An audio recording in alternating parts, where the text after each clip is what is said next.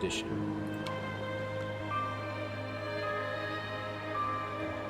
Director's commentary. Okay, let's try it out. See what this game's all about.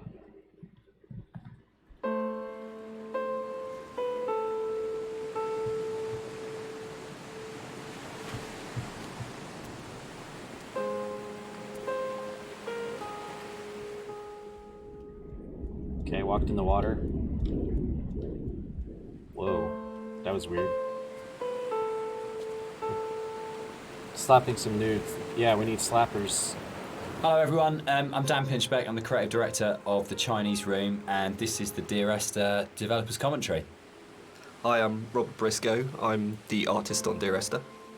And I'm Jessica Curry, and I was the composer on the game. So what you're looking at today is a remake of a mod.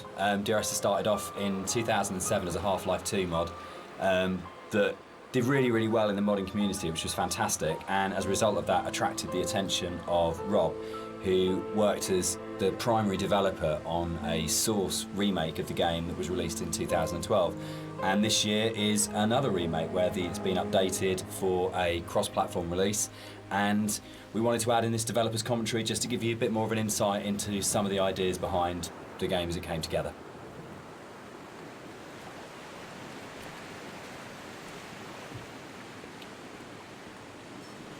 Huh.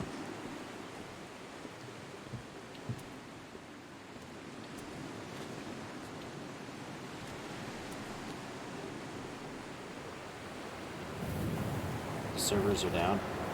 Oh yeah, we can test it when I'm done. I just naturally figured that if it was on Games for Gold that the servers were still up, but you know, that's a good question. I mean, I guess you could possibly test to see if you could boot the game up and start an online lobby. That'd be a good start, I suppose.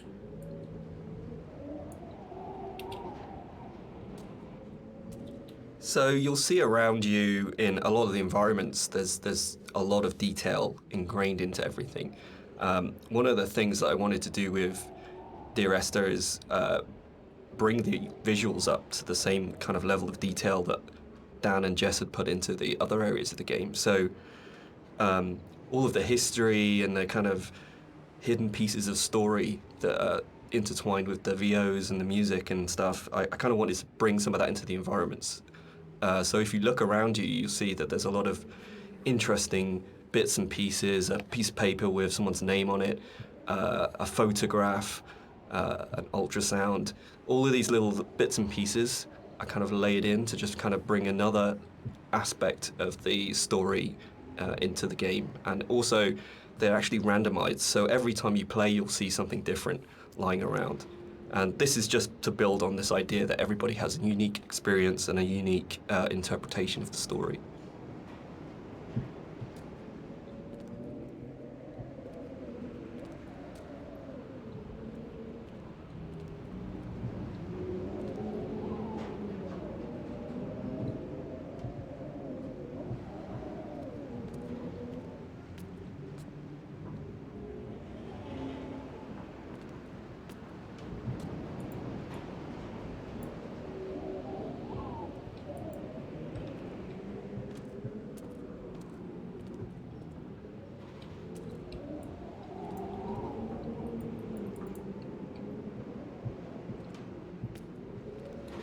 So you'll see around you in a lot of the environments, there's a lot of detail ingrained into everything.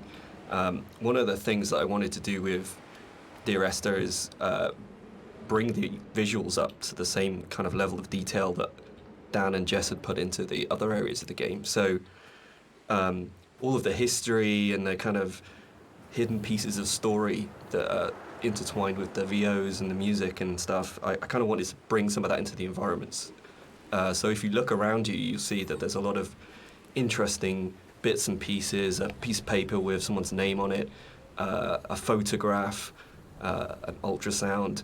All of these little bits and pieces are kind of laid in to just kind of bring another aspect of the story into the game. And also, they're actually randomized, so every time you play, you'll see something different lying around. And this is just to build on this idea that everybody has a unique experience and a unique interpretation of the story.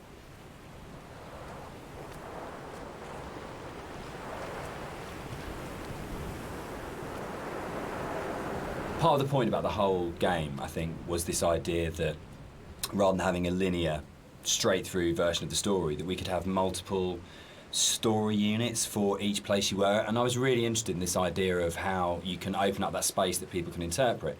So I loved the idea that you could have two people that had played this game and then would have a conversation about it, and one of them would say, oh, what did you think about when this happened? And the other person would be like, well, that didn't happen for me. I had a completely different event happen or a completely different story happen. And it kind of feels very gamey in that way, that actually one of the things I love about writing for games is that you hand over so much control to the player that it becomes their story, and that's really, really important rather than trying to force them. So using randomised blocks of voiceover in the game and the kind of randomised prop details that Rob was talking about means that it gives it a really different feeling every time you go through. And that's kind of interesting for me, because I like the idea of going, well, not everyone has to have the same experience, and because it's interactive, you have the capacity to have very different experiences occupying the same space.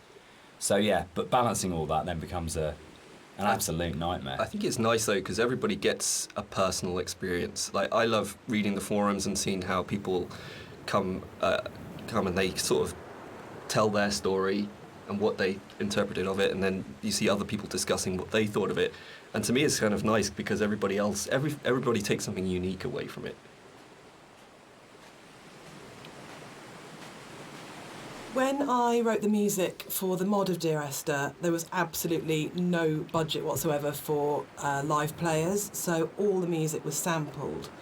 But one of the good things about that is it actually forced me to be quite creative about how I wrote the music. So with my background in sound art, I wanted to use samples in a different way that wasn't just using it to sound like a violin. I wanted to time stretch and manipulate samples to make something different and strange and quite unique. But then when we got the Indie Fund money, I had the amazing opportunity to re-record the music with live players. And that was so exciting for me, actually, because that's where it comes to life. And I thought long and hard about whether to write new music, going from the mod to the commercial version, but actually I decided that my initial and original emotional response to the game was probably going to be the strongest response and reaction that I had. So I just literally, the music that I'd written for samples, I then wrote out for live instruments. But what they bring to it is transformative, actually. And I think The Beach is a really good example of this, where, you know, you have these awful samples soaring away, and then you have the string quartet playing this very bleak, very sparse music, and they bring the presence of the island immediately to it, and it comes to life. And that's the exciting thing about it. It wasn't a huge budget, but just having that experience of working with the players was just magical.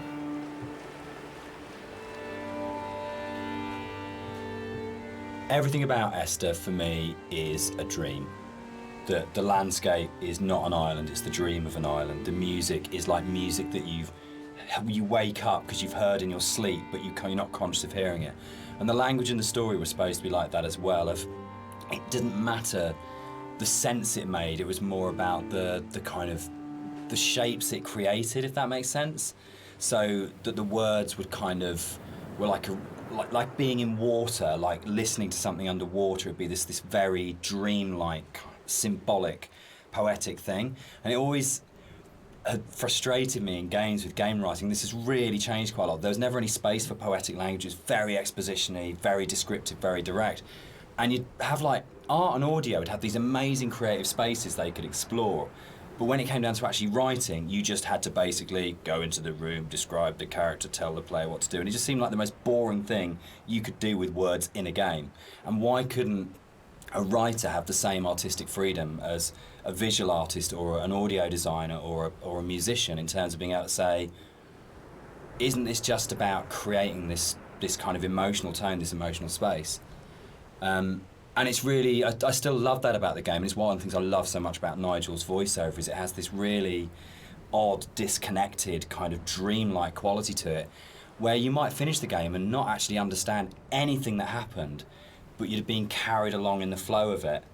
And without any kind of sarcasm at all, I get into trouble saying things like this, the same design principle applies as this to Halo. It's 30 seconds of fun, or 30 seconds of depressing engagement, I guess, in our case. But it is about that loop of being in the moment in the game constantly, and that's actually the critical thing that matters.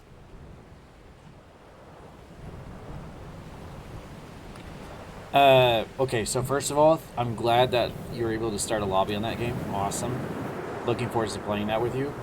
Number two, about this game, I think if you take the director's notes out, which was an option that I ticked on because I actually wanted to hear what they had to say about making this game, if you take those off, you're just planted here on this island and you just walk to where you're going.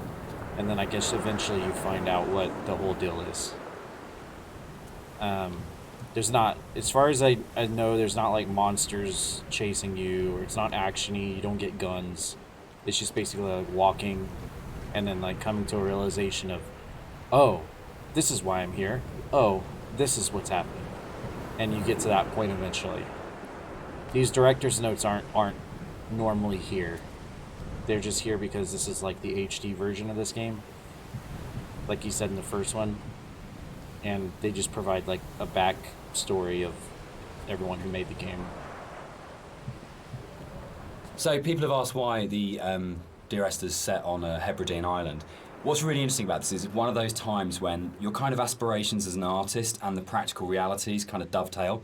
We knew that we had to have some way of limiting the player from disappearing off the play space, and when we made the original, it was a mod, and because it was a Half-Life 2 mod, you kind of had Eastern European city, spaceship, or blasted, desolate landscape. We had three options if you didn't want to start making any other assets. So it started off with these practical constraints. We don't want to set it on a spaceship, we don't want to set it in an Eastern European city, so it's got to be on this kind of like this desolate landscape. And we want to limit the player, so an island seems like a natural choice. And it's really interesting how you start from that, and we had this big lump of clay on a table that we were carving out paths and things to annoying the cleaners and things like that.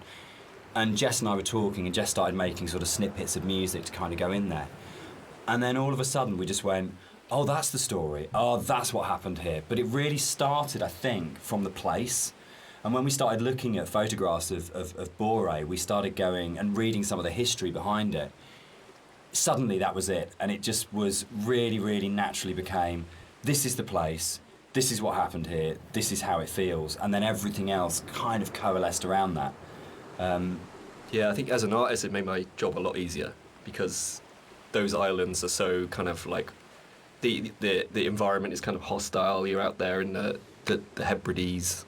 You've got this kind of like inclement weather. You've got cold, rain, snow. It's a very kind of it can be a very depressing place to be at times, but it's also at the same time very beautiful, and it's this kind of like stark, bare landscape, but has this beautiful surroundings.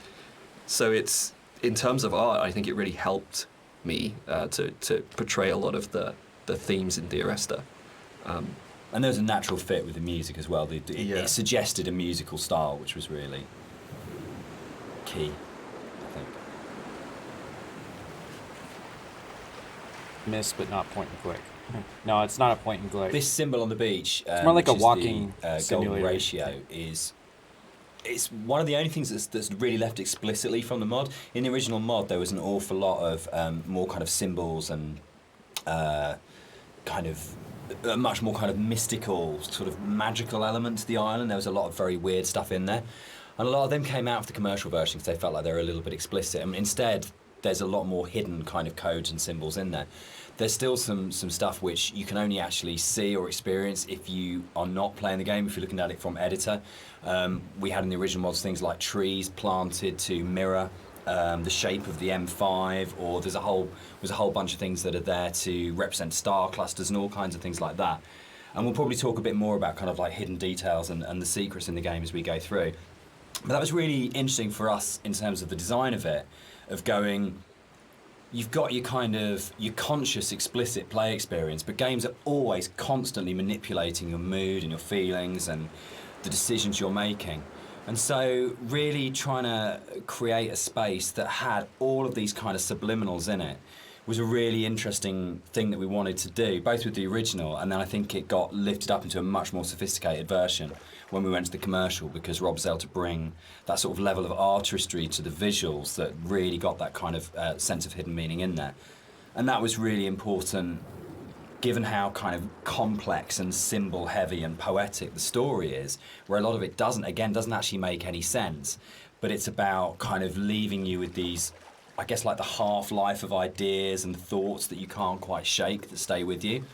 So we really were trying to get that blend of how music, story and visuals could all create that really sort of uncanny structure that you wouldn't necessarily be able to define properly, but you knew it kind of had a meaning that was staying with you. So something I wanted to do as an artist was create some kind of reward for the player when they explore the island. There are some areas of the game where it's a little bit more quieter, there's no music or there's no voiceovers. So I kind of wanted to create a bit of an incentive for people to explore. And you'll find around the island that these kind of like random scattered items that are usually slightly out of place from the environment themselves, but in another aspect they actually bring a little bit of story to the island itself, usually to the island or to the actual protagonists or the characters that surround it. So you'll find that around the island these little props and stuff. Just keep your eye out for it if you're exploring.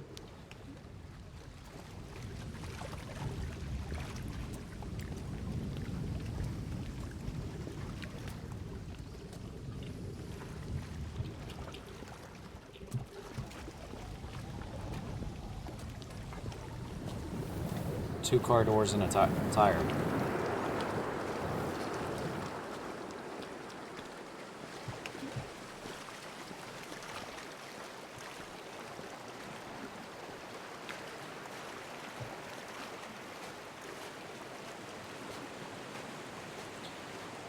Seems that way. I thought this was the way I go. This only just led to a secret, I guess. Or like a little secret alcove place.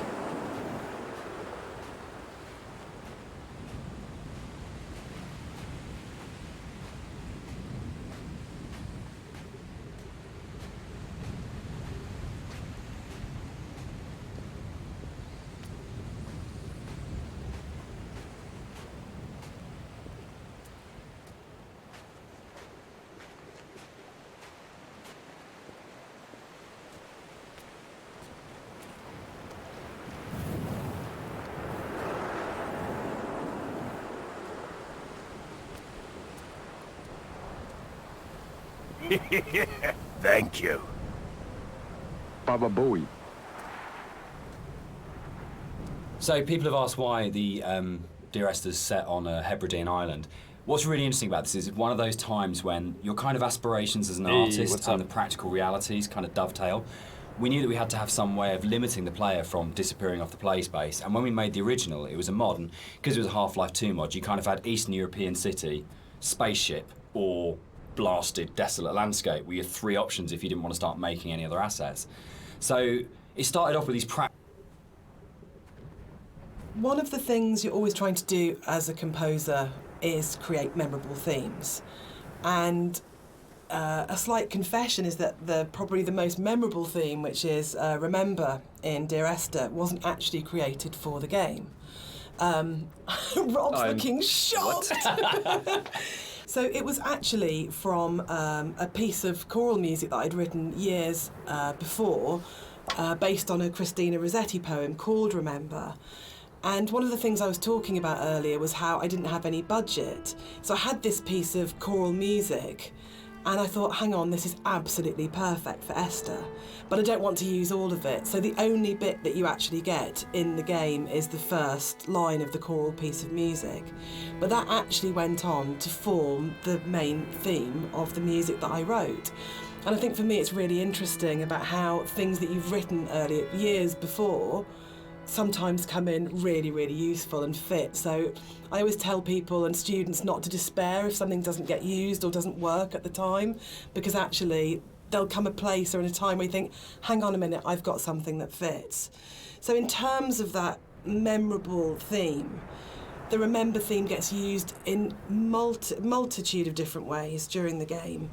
And one of the things it does is helps you to identify the kind of psychic place that you're in the game. So the theme is played in lots of different ways, and actually you'll notice that as you go through the game, it becomes more and more broken and more manipulated and broken down as the player goes through the journey and as you're psychologically struggling to get to the end point in the game. So music's really, really useful for highlighting the psychological mood, and we talk a lot about psychogeography, which always sounds a bit pretentious, but actually I think it's really important to what the three of us did in the game. Yeah, absolutely. Dan, maybe you want to talk a bit about that. Like the core kind of idea about psychogeography, if you're not in the place you're in is not the place you're in, or you create the place you're in. It's not just as you're here and then the landscape's out there, but you don't navigate like a city by street signs and by those kind of formal things. You navigate it by the things which are significant to you in the way that you've lived in that space. And I think that was really kind of key to, I think it's really central to how the fusion of art and story and music come together in Dear Esther, because it's not a place where we're going, right, we have to lead the player up here because it's a natural formation, and then you would naturally have a piece of music here because you come around a corner. But the story, music and art all work around the idea of what's going on in the narrator's head at this point. How do we represent his emotional state relative to this landscape? And again, it's that idea of the game is, it's a dream of a place. It's like the idea of it being a fever dream or a coma dream, which obviously ties in a lot with the kind of story, and we'll come back to in a lot more detail when we get to the caves a bit later on. Is that a narrator? Yeah. It's the people who made the game. Since this is the HD remake of this, they've got an option where you have like the game devs commentary as you progress through the game. So I turned it on to listen to it. White Lines. Yeah. They actually did this. It was really cool. I found this historical document. They used to do this on Bora and the Hebrides. If their disease broke out, Really? they'd actually chip out and expose the chalk. So if you're on a boat and you were coming to the island, you know not to land because it was infectious, which is the coolest, most amazing. It's one of those things where you go, it's almost impossible as a writer to come up with something as cool as that. It just has to be something that was actually done. And it's so sad as well. And I love this bit and the fact that we can do it because it feels really real because it references a real thing. And I know there's something really special about that, but it was always one of those bits in the game that I thought, we've got to be able to represent this somehow. We have to be able to get these things in here. Yeah, I mean, that's really interesting. I actually didn't know that was actually based historically in real life, but that's really cool. Because I mean, my thing about the White Lines is that it was this completely surreal thing, but also it was kind of it just added to the landscape. It's like, whoa, what the hell is that? And putting that into the game was kind of challenging because to me it just seemed like, oh, it's going to be really hard to pull off. In a way that's kind of realistic, but then when you look at the kind of art style of the game, it's not really a realistic thing. Like everything is half imagined. So in that way, it kind of really fit into the landscape, and it kind of creates this amazing sort of landmark that you see in the environment. And I just found it really interesting to hear about that. You know. I think it's one of those things where it's not a realistic place. And I mean, no game is a realistic place anyway, but one of those things where understanding that you're making something which isn't real and you have that kind of capacity to explore it artistically. And we'll come back and talk about sort of like it not being realistic, I think, in a little while. But that's really, really important because then you can say it's about what these things kind of represent or how they make you feel as a player, not about going, is this accurate? And I get really inspired by sort of doing a lot of research into kind of history and things like that with all of our games. Because you can just find those things that just kind of like speak to you. But it's amazing you can find that in like an 18th century book and go, that really speaks to me now, that has meaning now, and that's fascinating, I think. Something that I wanted to bring through in the art of the game was the same kind of fidelity that you find in both Jessica's music and Dan's writing.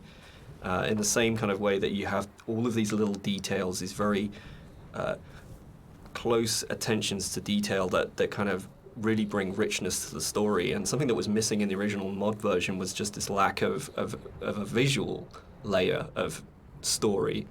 And something that I did throughout the art of the game is to add in all these little details here and there, little bits of story, little links to certain things that you may or may not hear or see, just a layer of richness in the world and give you some kind of reward for exploring. So keep your eye out as you look around.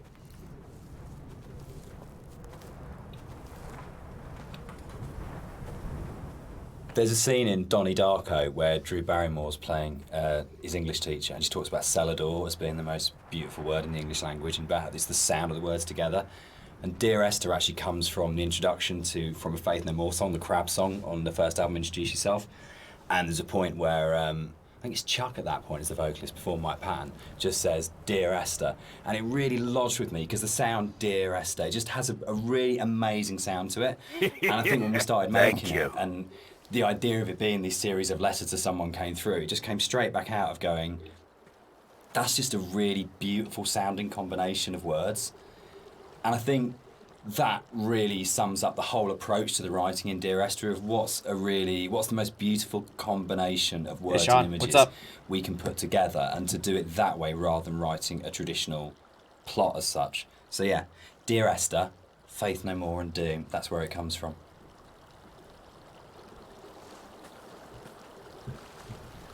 One of the things that's been most commented on with the audio and the music in Dear Esther is how sparse it is.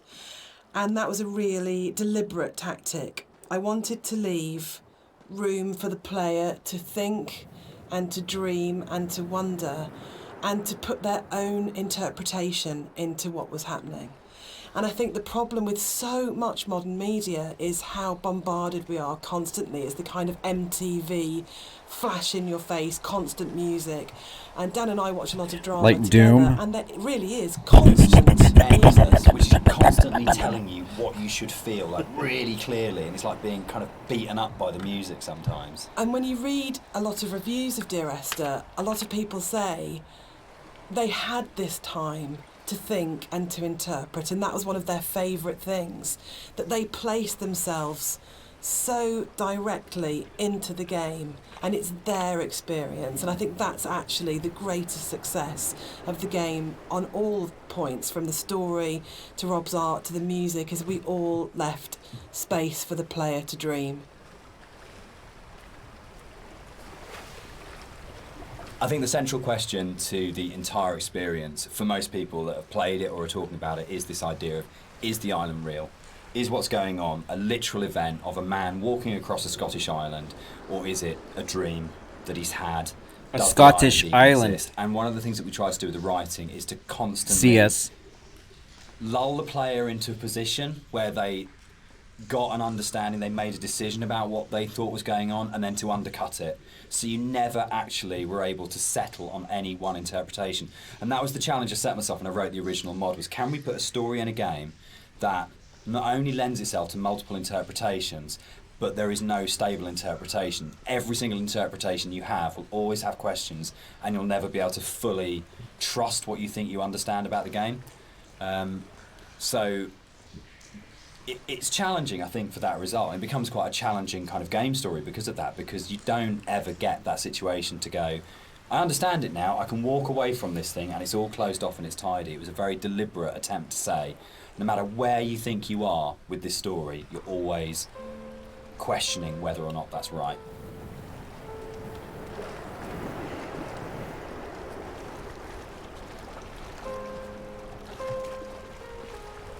Wait, did I just go in a circle? I think the central question to the entire experience, for most people that have played it or are talking about it, is this idea of, is the island real? Is what's going on a literal event of a man walking across a Scottish island? I did or go in is a it circle. a dream that he's had? Does the island even exist? And one of the things that we try to do with the writing is to constantly lull the player into a position where they got an understanding, they made a decision about what they thought was going on, and then to undercut it. So you never actually were able to settle on any one interpretation. And that was the challenge I set myself when I wrote the original mod, was can we put a story in a game that not only lends itself to multiple interpretations, but there is no stable interpretation. Every single interpretation you have will always have questions, and you'll never be able to fully trust what you think you understand about the game. So it's challenging, I think, for that result. It becomes quite a challenging kind of game story because of that, because you don't ever get that situation to go, I understand it now, I can walk away from this thing and it's all closed off and it's tidy. It was a very deliberate attempt to say, no matter where you think you are with this story, you're always questioning whether or not that's right.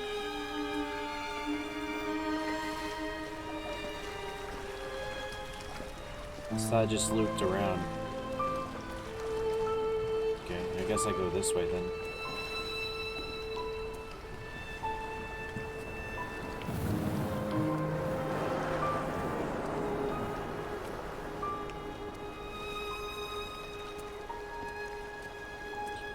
Yeah, so if you take out all the commentary, the game is the game. You're walking and there's music. I kind of remembering the first time I played this and I was like really confused. Because it was like, what is supposed to be happening? So I feel like with the commentary from the devs, it kind of gives a little bit of an explanation as you go, which is nice. But it seems like they intentionally built this game to let you interpret it how you want to interpretate it.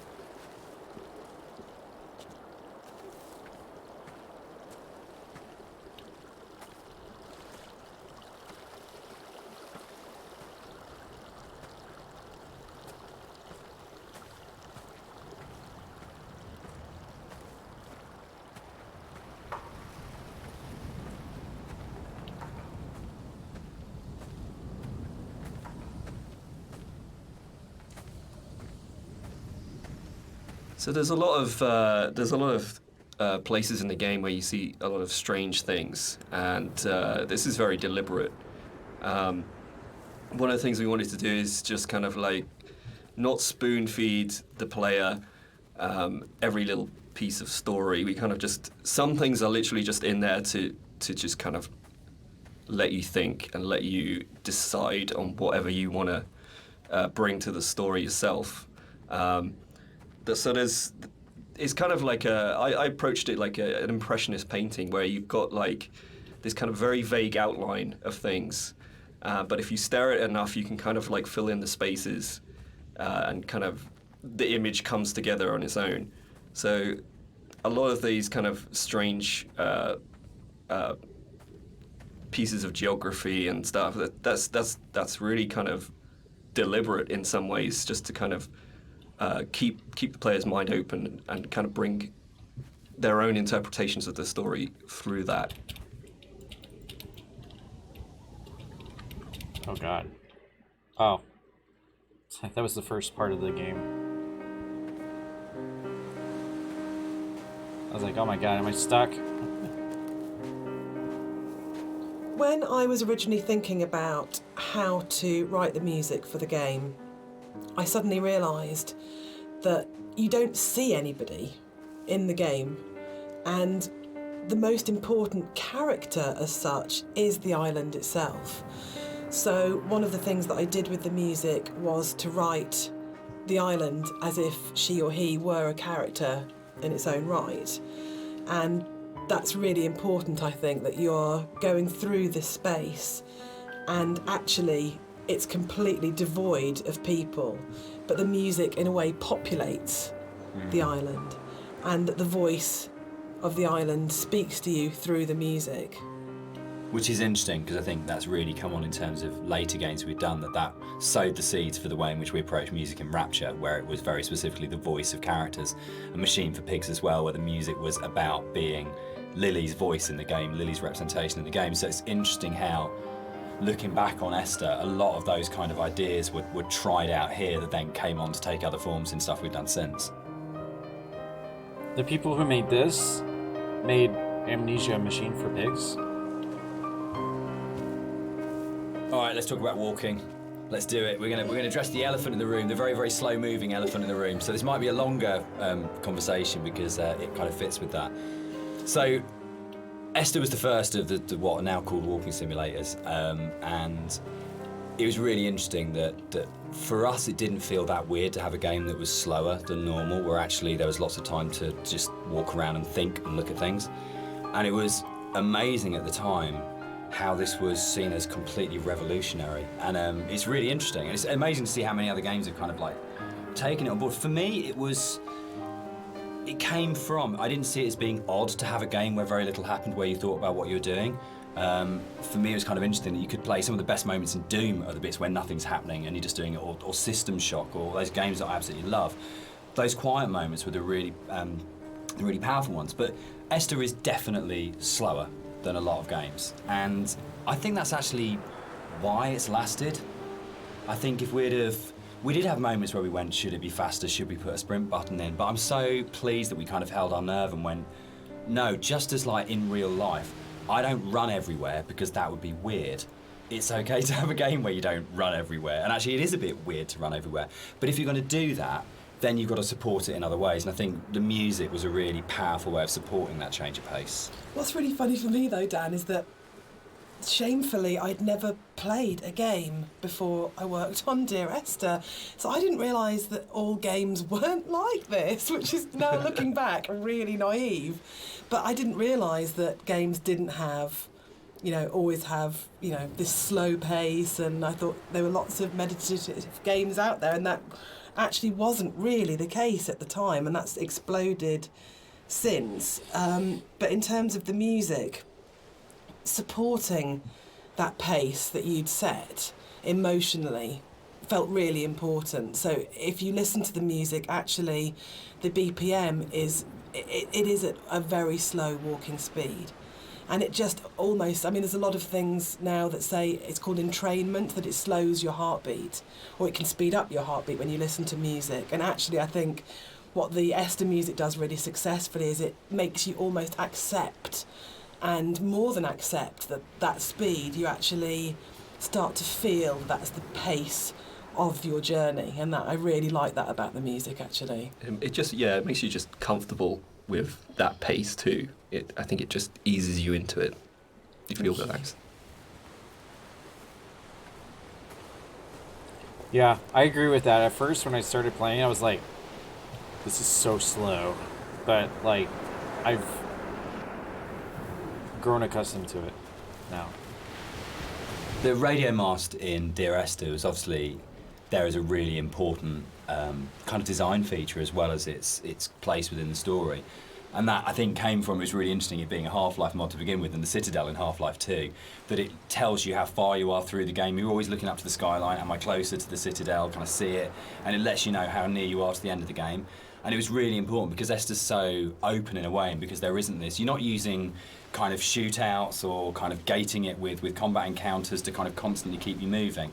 That it was really, really important that you always had that focal point of going, I know exactly from the beginning of the game, virtually right from the start, you know where you're going, you know where the game's going to end up, and you know that sooner or later you're going to be either at the base of that thing or climbing that thing, and it's always there, that red light. And I think particularly with the colour palette of the game, the fact that you've got this very, very, very clear red light that's unlike any of the other colours in the game immediately tells you as a player, this is what the shape of this thing is going to be, this is where I'm going, this gives me a purpose, even if the sort of moment by moment is a bit more abstract. Yeah, and navigationally as well, it helps you. It draws you in the right direction as you play the game. You can never get lost if you just follow that one landmark. Yeah, I think it's a really interesting place of where that sort of traditional game design is still, there's loads of it in Esther, it's just not necessarily done in quite the same way. So something you'll notice as you look around the environment is from a distance you see the landscape. It's kind of a beautiful place in some ways, but something I wanted to bring to the game was that there's this second layer beneath the surface. Whereas if you look at things closely, you see that the actual island itself is very polluted. It's kind of very rotten. Everywhere you look, every rock, every grass surface, it has this layer of filth on it, and it's kind of been put in there just to kind of emphasize further that this island is a really unpleasant place to live. It's like if you scratch the surface, you see like just how corrupt this island is.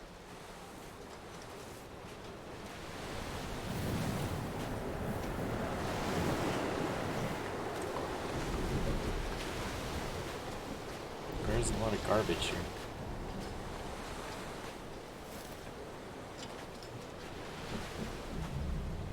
TR1. We cast and did all the voice direction for Esther ourselves for the mod, and it was basically Jess and I on a casting website just listening to people's show reels and finding what's the voice of this thing. And there was never any question about Nigel. I think we heard his show reel for the first time around. It's probably been listened to sort of 30 or 40 actors. And we started listening to his show reel and just both looked at each other and went, that's it, that's him. And it was amazing when Nigel came in. We had, I think, a day and a half to do the whole thing. And he just did that amazing thing that really, really great actors did. If he just walked in, got in front of the microphone, and more or less did the entire thing in one take. And we did hardly any retakes on anything. It just felt like his instinct for the character in the game was so strong that he just, without virtually any direction, just came in and just got it. And one of the hardest things with the voiceover that we did was when we went from the mod, which had 3 potential narrative units per queue, to 4 potential narrative units per queue, was not only finding new bits of writing that kind of complemented and played off what was there in the original mod, but for Nigel to come back in, nearly 5 years later, and to just re-find that voice in exactly the same way and deliver it in a way that fitted in and complemented it was a real testament to his ability as an actor, I think. That apart from we had spent quite a lot of time trying to make the sound actually sound the same in terms of mic placement and things like that, but in terms of the actual delivery of those new monologues, you wouldn't know that was both written and acted sort of 4.5 years after the original thing was done. So the one person who's not in the room sort of today but deserves a huge amount of credit for how the game kind of eventually was delivered, but also I think in terms of how the game has lasted, a huge amount of respect needs to go to Nigel Carrington for his work on it.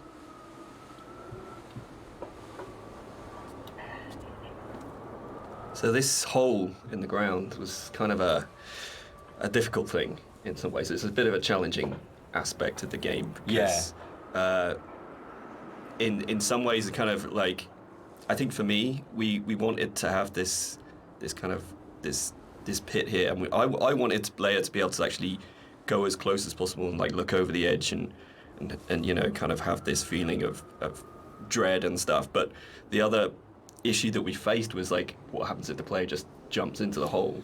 We have no real death in the game, and from a design point of view, Dan, I mean, I don't know what you it was really hard because it was a game where we couldn't let the player die. We didn't want to have respawns, but we had to handle the fact that there would be both accidents where the player would fall off a cliff or something, but also the deliberate urges as a player. Yeah. The first thing you're going to do is go, great, there's an ocean, how far out can I go? Or there's a cliff that's really high, can I jump off it? And how do you have death in a game where you can't have the player die? Because if the player starts breaking up the experience by dying and reloading, then you're you start breaking the experience a lot. So yeah, I mean, we didn't want to also have like artificial boundaries, where it's like an invisible wall. Like if you take a look through the game, you'll never see a place where you think you can get to, but you can't. There's always some kind of actual natural boundary or man-made boundary. So yeah, that was the other thing. We didn't really want to create this invisible wall around this thing. So it kind of the whole drove the way in which that sort of the very weird audio visual, probably one of the most dreamlike bits in the game, where if you do die and you get the kind of the heartbeat and the strange flashes of visuals. And I think in a lot of ways, if we hadn't had the hole there and we hadn't had a place where we go, right, players will jump in this hole, we have to start from that basis, they will throw themselves down this hole, it kind of gave us the impetus to really, really focus on it. And I think the stuff like the drowning deaths and the cliff deaths are strong because the hole was there, and I'm not sure if the hole hadn't been there, whether or not we'd have arrived at that way of handling it, which I'm really proud of. I think it's a really incredibly creative, interesting way of handling a player going out of bounds and of actually being able to reset the game when the player's basically done something you ideally wouldn't want them to do. Yeah, and I kind of think it fits well with the theme of the game as well, because you don't really know what's just happened. Yeah, it's not absolutely. like it's not like you hear a death sound and then you kind of respawn. It's this kind of like very soft, very ambiguous change. You know? There was a point in the original mod where if you died, it would do the whole Half-Life major fracture detected. Yeah. It always brought a really good tone to the game. Yeah, yeah. All right, let's do it. Come back.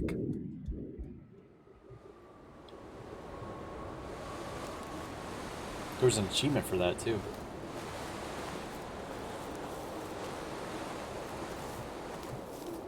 Hey Jetfire, what's up? Hey Sam Nick, how's it going?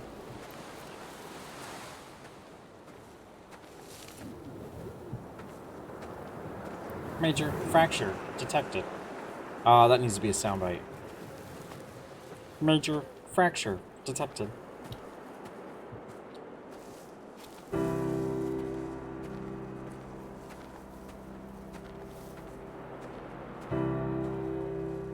And oh shit!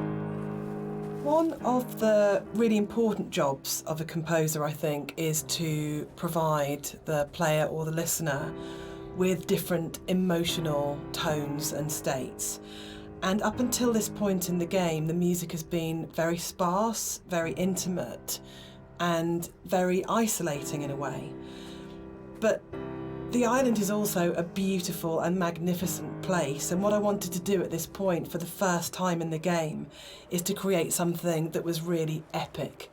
So we go from that shift in scale where it's very intimate and small to suddenly realising that this is an extraordinary and magical place to be, as well as a difficult and quite sad and melancholic place to be. So the string players were instructed at this point to play with much more vibrato. Up until this point they've played in a very sort of Scottish style actually, no vibrato, very plain playing. But this was a really beautiful cue to write actually, because it has that scale. You suddenly realise that the island is really big, and you have this beautiful vista, and the music then shifts so the player can actually just for a moment, I think, enjoy being where they are. Yeah, I think that's it. Can I? Yeah, I was going to say, this is actually one of my favourite parts of the game. It's just where everything, all the elements kind of come together perfectly. You've got the music, which is just epic, as Jess has said. You've got the landscape, which is kind of like this big open space. You've got all the little bits and pieces that I put into the detail of the environment, like the movement. There's leaves blowing around, there's the clouds in the sky, there's the mist rising off of the grass, and then you've got Dan's voiceover coming in there, and I think it's just like all of these elements coming together and just in perfect synergy, and just kind of, it really brings chills up your spine.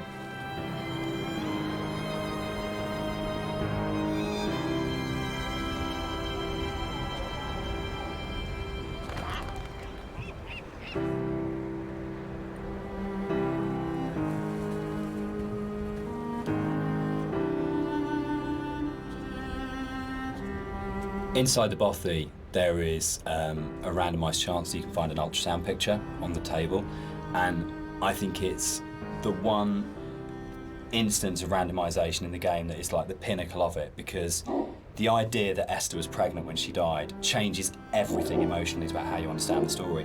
And not to say that you don't care as much if you don't find it, but it just adds this other layer of just the ground falls away from him the first time I saw it, and the meaning of the crash in Esther's death just means so much more when you go, it's not just about her, there was an unborn child here.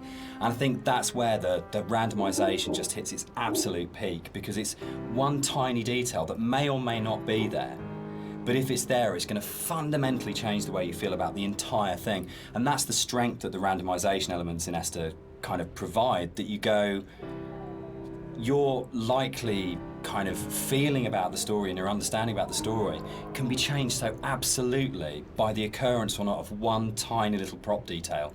And that's something which those moments, I think, are what make it really, really special. So it's for me, it's almost like the most important prop in the game, because when it happens, it's so profound. Yeah, and it's again, it's just something that makes each playthrough more personal. I think, this is what I love reading about.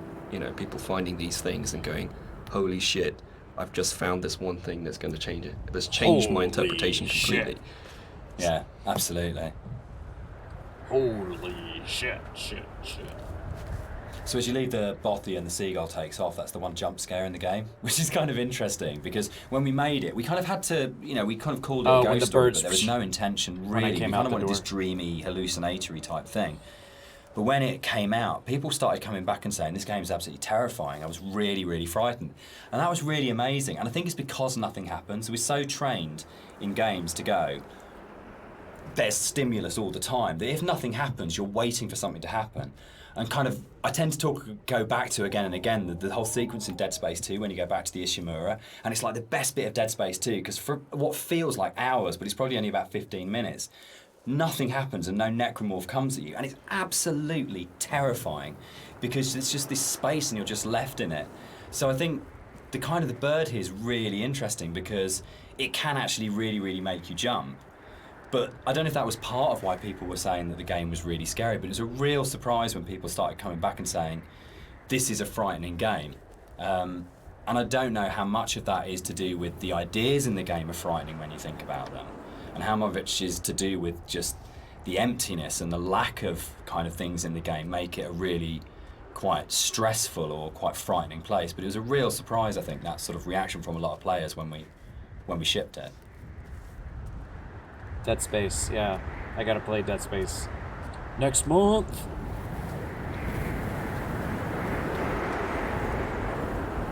So one of the things that influenced the visuals quite a lot was the tech limitations at the time, and also the kind of themes of the game. Like, tech-wise, we were never ever gonna kind of achieve photorealism, and I think that was a good thing. I mean, really, it made us sort of stretch out into other areas, and for me as an artist, it kind of made me think a little bit more creatively. I did a few tests at the beginning, and when I realized this wasn't possible, I kind of went back and I kind of did some research on different styles, and one of the ones that really struck me was this kind of impressionistic painterly style, where it's kind of like there's just enough shape and color there for you to form an image, but a lot of it is just your imagination. It's kind of like the believability of the environment is in your mind. So this is something that I really wanted to bring over into the game, and you'll see a lot of landscapes that kind of look very surreal, very kind of unreal, and that's mainly due to this impressionistic style. So I guess this was like the first game ever made where you just walk and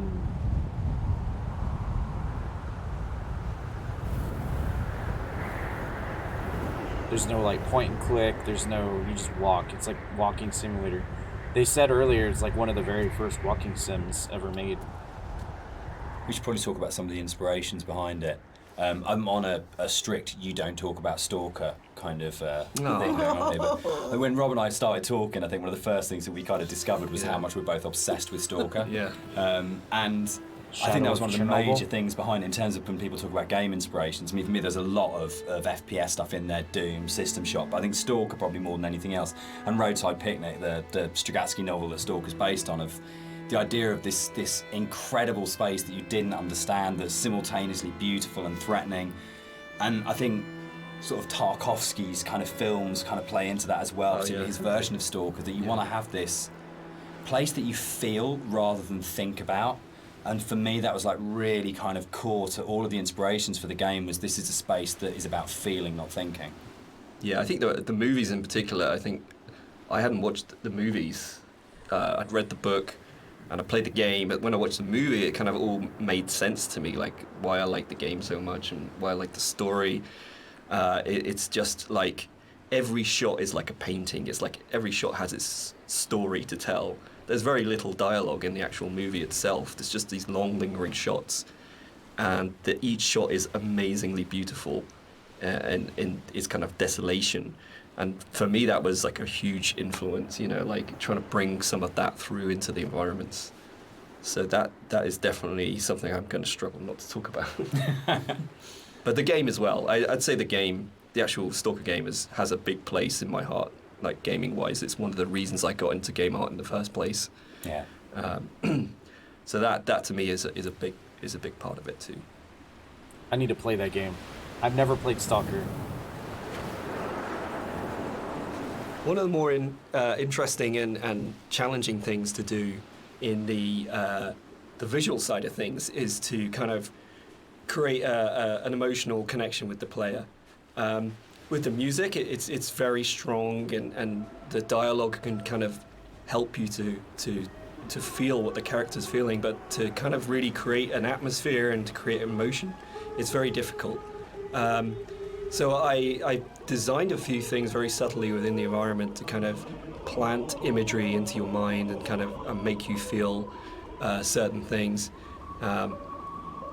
With this shipwreck on the beach, you can kind of, like, if you look at it from certain angles, you get this real, like it's like a cross sticking up. It's this kind of semi-religious imagery, but it really kind of, it's not obvious, it's not in your face, it's just kind of like something that makes you feel like something you know.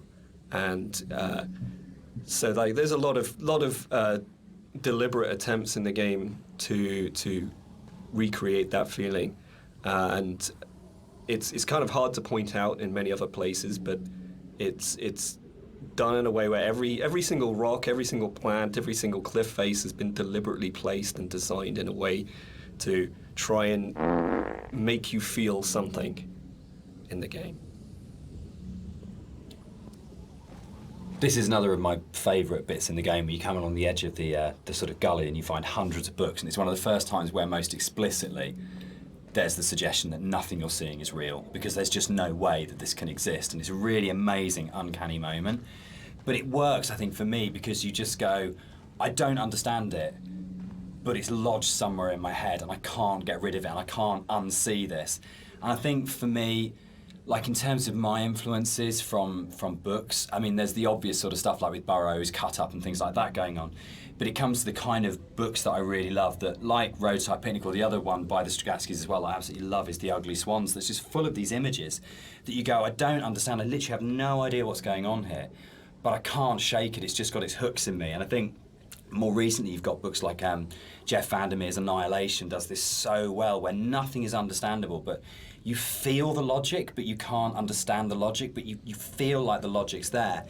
And that, I think, is a really powerful thing that games are so good at doing, of creating these things. And I think where a lot of game writing for me becomes kind of the wheels fall off it, is that they have these amazing ideas and then suddenly there's this huge rush of going, right, we've developed this mythos and we've shown you all the tips of the iceberg, which are really interesting, but now we're just going to show you the whole iceberg. And actually that's never that satisfactory as a player, because it robs the mystery. And I think the best game writing is those kind of moments where you go, I feel like there's something just outside the edge of my vision or just on the edge of my hearing, but it's the confidence to go, that's it, that's all you get, and the rest of it is up to your imagination. And I think it does loop back to games like Stalker. I think Skyrim at its best does it so well, where you just have these moments where you think, I want to know, but it's going to be down to my imagination to draw those things. And the player's imagination is the most powerful thing you've got in your design kit. There is nothing you can put on screen, there is nothing you can do with audio, there's nothing you can do with dialogue that will ever be as powerful as the player's own imagination. So if you oversell the idea and oversell the image, what you're actually doing is you're kind of not only robbing the player of the opportunity to invest in the game, but you're also fundamentally opting for a weaker tool than what the player can bring to the experience themselves. This game is called Dear Esther. It's on Steam. I'm playing the HD remake with commentary bits from the developers. Under normal circumstances, without the dev sound bites, you just walk right through this game in like 15 minutes or less. But I turned the ticker on for the dev notes, because I have played this before many years ago, and I was left kind of confused. So I actually wanted to know what the story was behind the game, and it's actually quite fascinating. One of the really important images in the game is the radio mast, and the soundscapes that I wrote for the game are really tied into this idea. So it's the concept of the tortured sounds that they're so broken down, they're so manipulated, and it really is supposed to represent the inner state of the protagonist at this point. It's that fractured understanding. So it kind of works on two levels, actually. We have the narrator who's trying to understand the journey that he's on, and we also have the audience's journey and their struggle for comprehension to understand what's going on in the game. So this distortion, this breaking down, this fragmented, kind of tortured sound really ties into the idea of the radio mast and that idea of communication, actually, that the game is trying to communicate something to you, the narrator's trying to tell you something, but it's so difficult to understand what that is.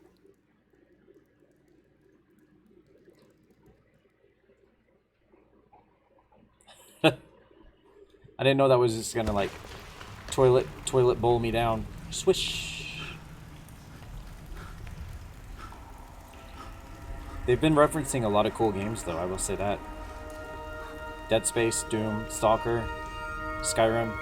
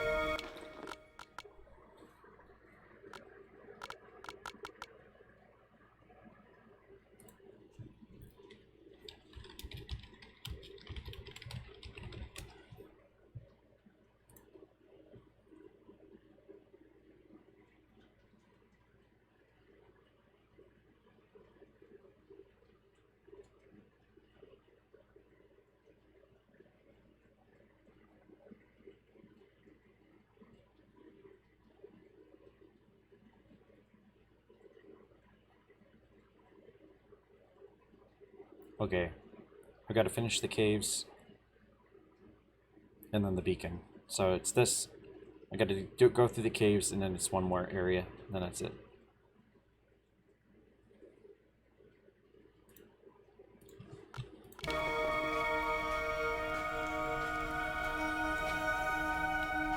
The caves in the game are really interesting because it's a very tonal shift within the whole visual look of the game. It's kind of like this more organic, more surreal, dreamlike landscape compared to what you're used to before this point.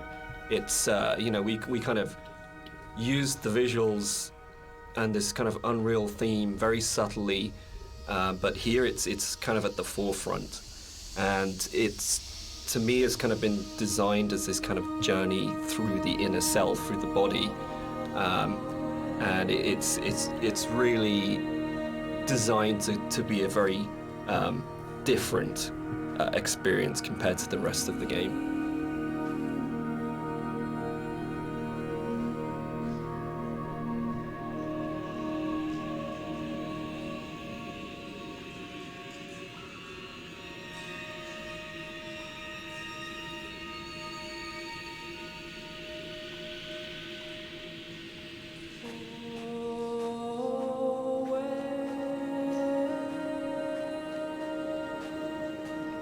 This, for me, is probably the most pivotal music cue in the game, and it's the one that most people write to me about to say that they are absolutely obsessed with and they love. It's the only music cue that has singing. It has a female voice, and I think that's a really important shift for me, that you've gone from this beautiful string music, but it's quite abstract, into what is effectively a song. And with lyrics, so you're actually explicitly saying something as a composer at this point. The other thing that I think it's important to say for me is it's the biggest shift from the music that I wrote for the mod.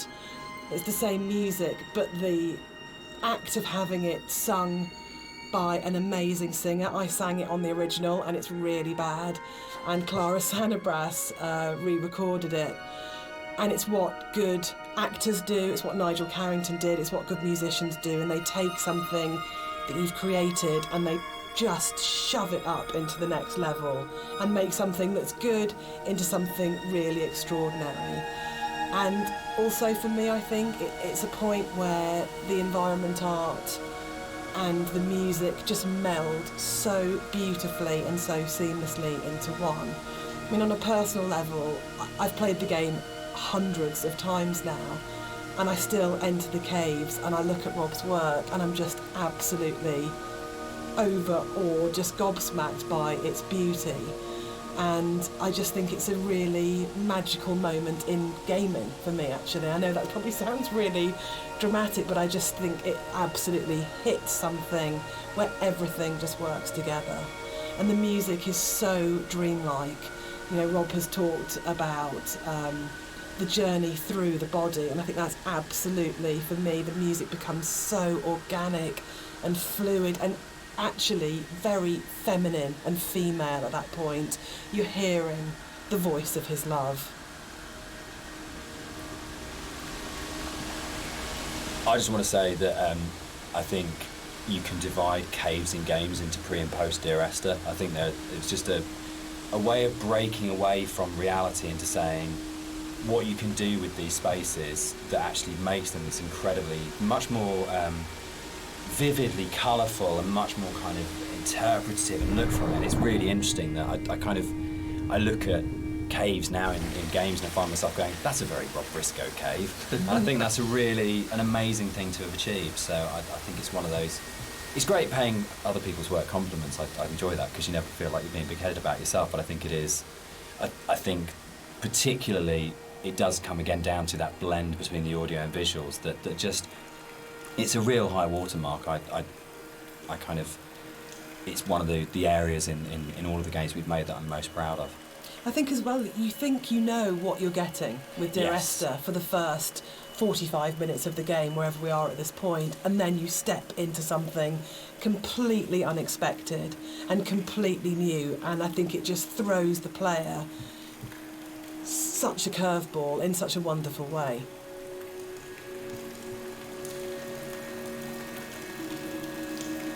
I think when you're designing a game, it's very easy to get very locked into what the system can do. And you're trying to deal with all the different variations of things that if a player does this, then this. And we have to deal with the consequence here. And our lead designer, Andrew, and I talk about this all the time about you might have an idea, but then how does this radiate out throughout the entire system? And you get very caught in the idea of what the system has to be and how robust the system has to be and this kind of thing. And I think what's really important as a sort of a designer, as a creative, is that understanding that actually the real game is happening in the player's head, and that the system can be whatever you want it to be, but if the game isn't running in the player's head as opposed to on the screen, then you're missing a trick. You're not letting the game be everything it could be.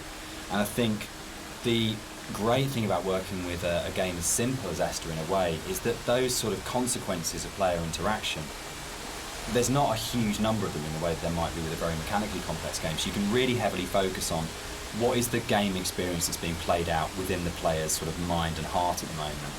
And there are other, sort of, I know this is a kind of a way of approaching game design that has become increasingly popular over the last few years, and that Journey was a really, really good example of that game company really focusing on what's the emotional experience of playing this game. But I think, again, it's probably one of the reasons why Esther has lasted as long as it has done, because it's not a mechanical exercise, it's an exercise in trying to inspire you as a player to have the deepest experience and the deepest engagement and to really run the game in your own head rather than being something that you're sitting 6 feet away from kind of interacting with. I hate interaction as a term for that. I think it becomes very cold and mechanical and systems driven, and really interaction is completely trivial and pointless if there isn't an emotional engagement with the player and you haven't moved it away from the screen and into the player's head. You hear that, Coke? He doesn't like interactions, which means he probably doesn't like QTEs or sweet spots. What's really important to me is that Dear Esther started out as a Half-Life 2 mod, and if the Half-Life 2 modding community hadn't championed it and celebrated it and downloaded it a lot and talked about it and loved it, then it would never have been a game. So it's never really bothered me, the kind of is it a game conversation, because as far as I can see it, Dear Esther and like everything that's come after it that's been inspired by it, this was championed by Half-Life 2 modders, and they made it what it is. And so if you've made something that the real kind of hardcore of the hardcore, in terms of these are first-person shooter modders, have gone, this is really good and really special and we're behind this, then you've already got the support of a really amazing gaming community, and the fact that they championed it, we owe them a huge amount in terms of where we are. And I'm really proud to come out of that scene. I'm really proud to be a company and to be sitting here talking about a game that started life as a mod. Yeah, I think they're the ones that have really kind of like pushed us forward and given us the passion to be able to take it to a commercial level and give us the confidence to make us believe that there's an audience for this kind of thing.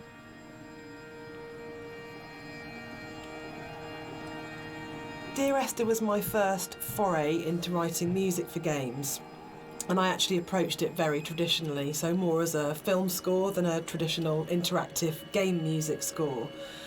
And what's really interesting for me is that the lack of interactivity in the music was never a problem for anybody that played the game.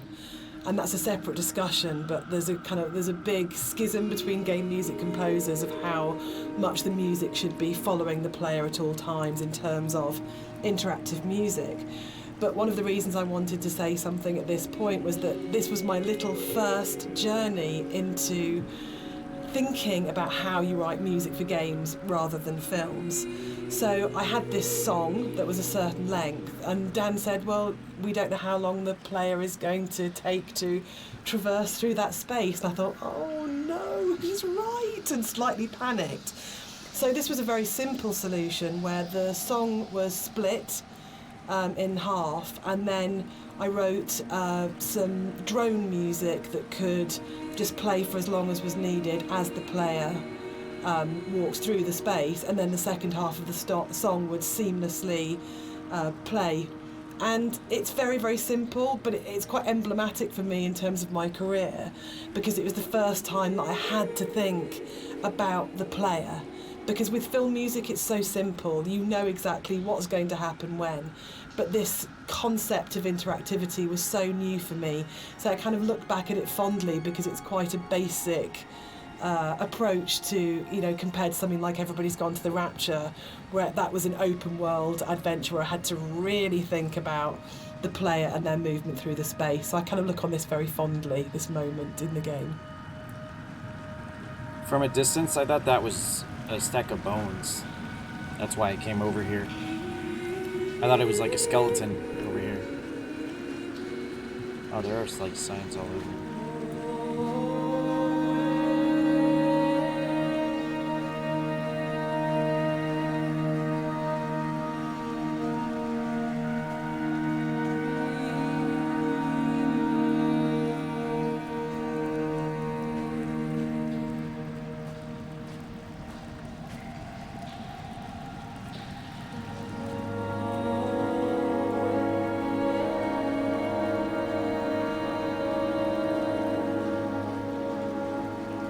I don't know when the paper origami boats first came into things with Esther, really, but it felt like a really amazing metaphor of taking these letters and folding them into boats and then letting them leave the island, because you know at this point in the game, it's kind of the realisation is there that this isn't going to end well, and that the narrator is never leaving the island.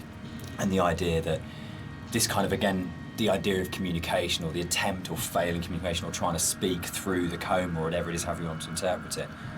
But the idea of putting the boat in the underground river really felt like it kind of reinforced that sort of dream-like kind of quality of the caves, of actually there's something really sad about this one boat, because when you see it go past, you know that even the boats aren't going to leave the island. Like this is something which doesn't have a tidy, neat kind of like resolution, and there's, even if you don't sort of think about it to that sort of level of depth, there's just something, it's one of those things that I really love about games that you can do, where it's just, a moment that has a really distinct emotional tone to it that you go, there's a pause when you see that boat goes past, that I just think is, it's something special you can do with kind of media-like games. Damn, I didn't see the boat. I guess I missed it.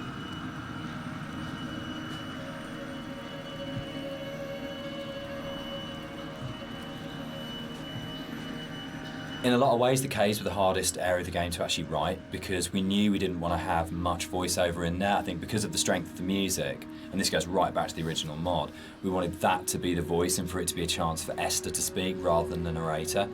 And we also wanted to have this break so when the narrator came out from the caves, you had a real definite sense of something happening and that he had changed as a result of this journey. So it meant it really felt wrong to have a lot of voiceover within there, but then that made it really difficult, because then you had like 4 one-sentence lines in there, and each one of those had to have an absolute clarity and to really, really kind of work. So I think for me, it was really interesting. It's like the difference between writing kind of fiction and writing poetry. When you read really amazing poets and you have that incredible surgical precision where every single word is considered and placed so absolutely. And rather than being able to kind of, because the narrator rambles quite naturally, you could kind of get into the flow of the narrator's ramble in other places in the level. And this was a real challenge, because suddenly I was having to write like a poet, of going, every single one of these words, every single cadence, every single sound has to be absolutely perfect, or it'll just feel like the narrator's voice is intruding on the rest of the experience. So it was, I think definitely the most challenging area of the game as a writer. The sound here is a classic case of, again, what music I think does really well, which is you've had this soft, lyrical, beautiful, epic, dreamlike music, and then the moment you come out of the caves, you're into this really harsh soundscape, and the tonal shift is very, very brutal, I think, and deliberately so. You have very little music when you come out of the caves. You hear the wind, and it's a classic case of foreshadowing. So we know from this point that things are probably going to get bleaker, more difficult. And it's something that music does really well, I think, which is that emotional signalling and signposting. This whole area moved, didn't it? The original mod, this was a cave right at the beginning of the caves where everything was written, and it moved to the back end of the level, and we have this long corridor that's full of these kind of it's the point of high madness, I think, in the game, isn't it? Yeah, it's kind of just where you feel like you're losing the plot completely, both like visually and auditory, and it's kind of like this really frenetic moment for me. I think it's where you feel most that you're underneath a mountain, and you feel the weight of that mountain, and just I loved the idea when we were, putting through it, of what would it actually take to do this, like to actually paint all these symbols and what is going on. And it really is quite an explicit kind of thing of madness, of going, you would have to be insane or very, very disturbed to actually do this, and what is the process that this person's trying to work through, what they trying to achieve by this. And I think it really strengthened it, making it a crawl through a tunnel as opposed to just a static location. I think it's the consistency and the coherence of the symbols is a lot more broken down as well. Like, you see some symbols before like scattered around the environments, but at this point they're like right in your face, and they're kind of it's just total madness, Any kind of meanings have been crossed over and confused, and I think it really helps to bring the tension up at this point in the level as well. So you're kind of coming out of this dreamlike state a little bit. Yeah, you kind of know that you're getting towards the end of the serenity into something that's a bit more disturbed than that. Yeah.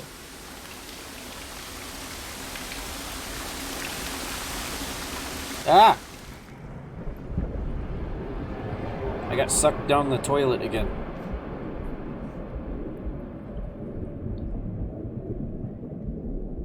What the heck?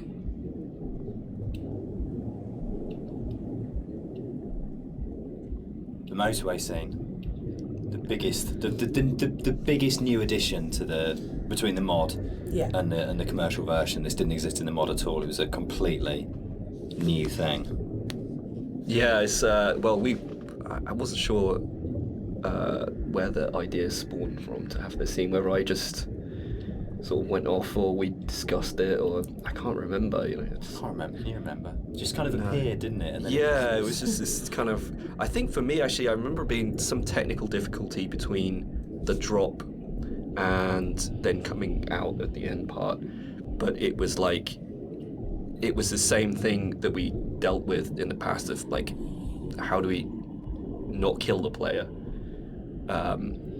From a technical standpoint, I think it might have been something to do that, but it was also, you know, I can't remember where the whole thing came from. I think it's my favourite point in the whole game, actually. I think it's just it's quite shocking, and it's so surreal, and it's so beautiful. And from an audio point of view, you have that baby's heartbeat bringing us back to the idea of the ultrasound. Was Esther pregnant? And it's one of those moments that I think everything just kind of collates together, and it's so unexpected. Yeah, for me, it's like a moment of realization. Yes. It's like, it's, you know, it's coming to terms with something almost, you know. Whether or not what actually is going on at the moment is real, this did happen. There's kind of an absolute.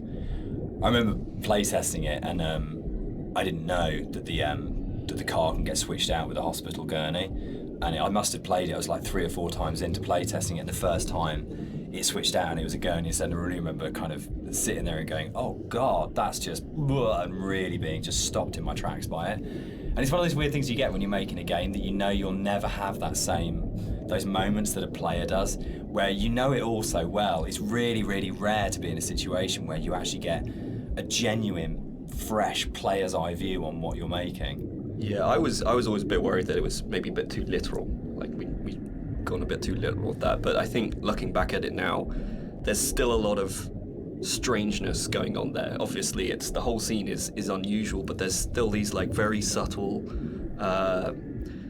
details that are there that kind of still making you think, what does that mean? Like I think if you look closely, there's like coins scattered around and things like that. It's And for me, it's, again, sorry to keep going on about it, but it's about layers of subconscious for me. That you start overground, you go into the caves, you go deeper, you're falling down, it's going down the rabbit hole effectively, and then you go to the deepest level, and that's actually the truth, that's the reality, that's what happened.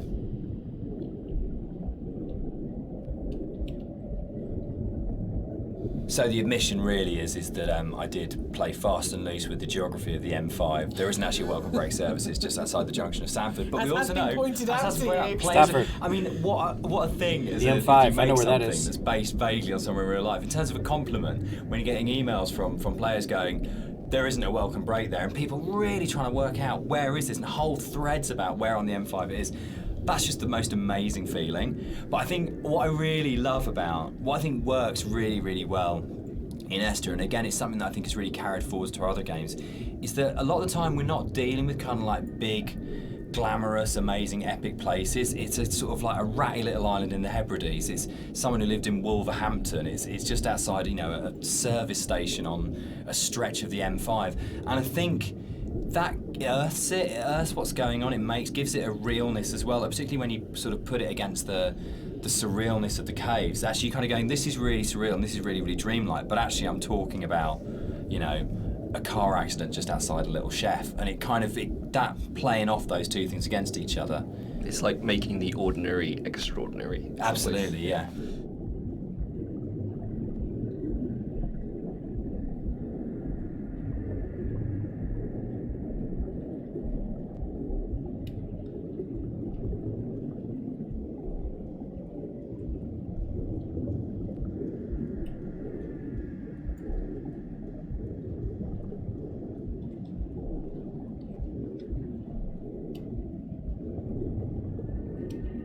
So he had a car wreck and his wife and their unborn child died, and he survived. That's what I'm getting so far.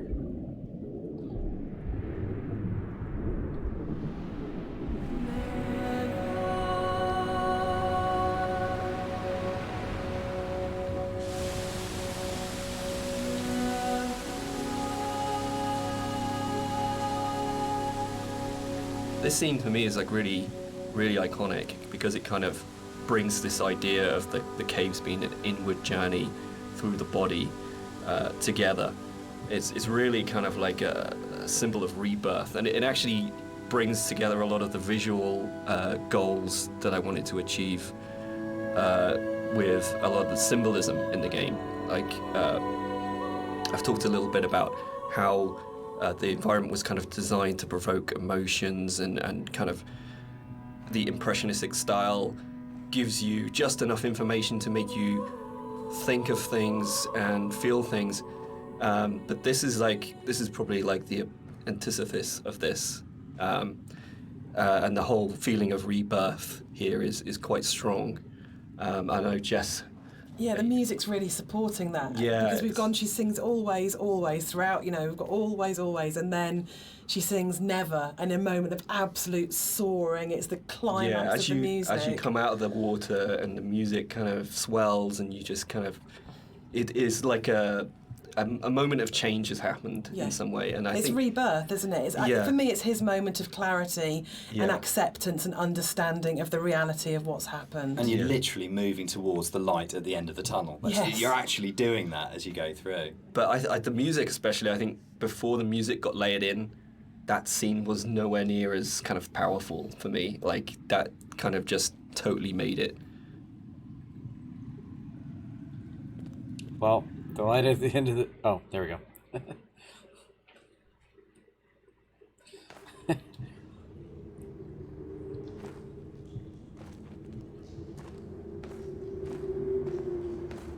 Alright, this is the last chapter. Dan and I had worked on lots of projects together, non-game projects, before we made Dear Esther. And I think the thing that links all of the projects that we've worked on together is that idea of hidden stories and layers of stories. And one of the things I wanted to do with the music was to embed hidden little hints and stories into it. So the music that you hear here has Morse code, and the Morse code is spelling out the word Esther. And I really, really liked this concept of that some people would understand that it was Morse code and try and figure out what it was saying. It also provided a really interesting rhythmical dynamic. And yeah, it's just about these ideas of hidden stories and layers, but it also starts to emphasise the obsessional nature, I think, of the story in Dear Esther, and his agitation and actually slight panic. So you're getting this rhythm that just repeats and repeats and repeats obsessively. So I think even if you don't understand that it's saying Esther, and even if you don't understand that it's Morse code, you're still getting this feeling of this obsessional repetition and slight panic that he has. And again, it's kind of it's the new chapter, and it's spelling out that something has changed at this point. It's probably the level which has changed most from the original mod. I think it's much, much bigger than the final level in the mod. One of the major changes in there is in the original mod, the whole side of the cliff face was covered in painting and writing, and a lot of that moved inside to that corridor in the caves where it's really obsessionally painted on. And it was really, we spent so long on that because we were trying to get it looking right, because it's one of those really interesting examples where I loved the image and the idea that you've got this guy painting the entire side of a mountain with words and symbols and things.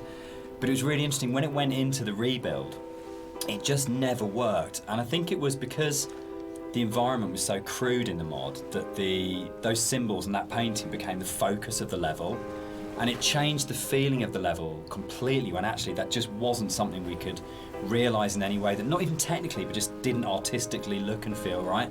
And I think probably sort of retrospectively looking back on it, that's about the sort of the sophistication and the subtlety that then came into the art, rather than just being, this is literally just a canvas that we write words on, to actually the environment telling its own story without the story being literally painted on it. Yeah, it was very difficult when we were experimenting with that to kind of like make it not completely unreal. Like, I think for me it was kind of, I wanted to kind of bring the player a little bit back into reality after the caves. And I think with having those symbols everywhere, it was kind of pushing them out a little bit. So I think what we came to, the kind of compromise we had, it was kind of a nice in between. Yeah, it didn't feel like a compromise to me. It felt really? like, no, it felt like it didn't work, but it kind of, but those symbols were coded. Like there's the hill in the background when you're standing right at the end of the boat and you look back and you suddenly realise that the shape of the mountain is the shape of a woman lying on a side asleep. And that, I remember seeing it for the first time around and going, it's saying the same things, but it's saying it in a much, much, much subtler way than in the initial layer. But it was definitely challenging going back to how do you have a deep, complicated, subtle art style, but still manage to have something which is very sort of stark and symbolic laid over the top. It was much more challenging. A woman lying on her side was what the rocks looked like.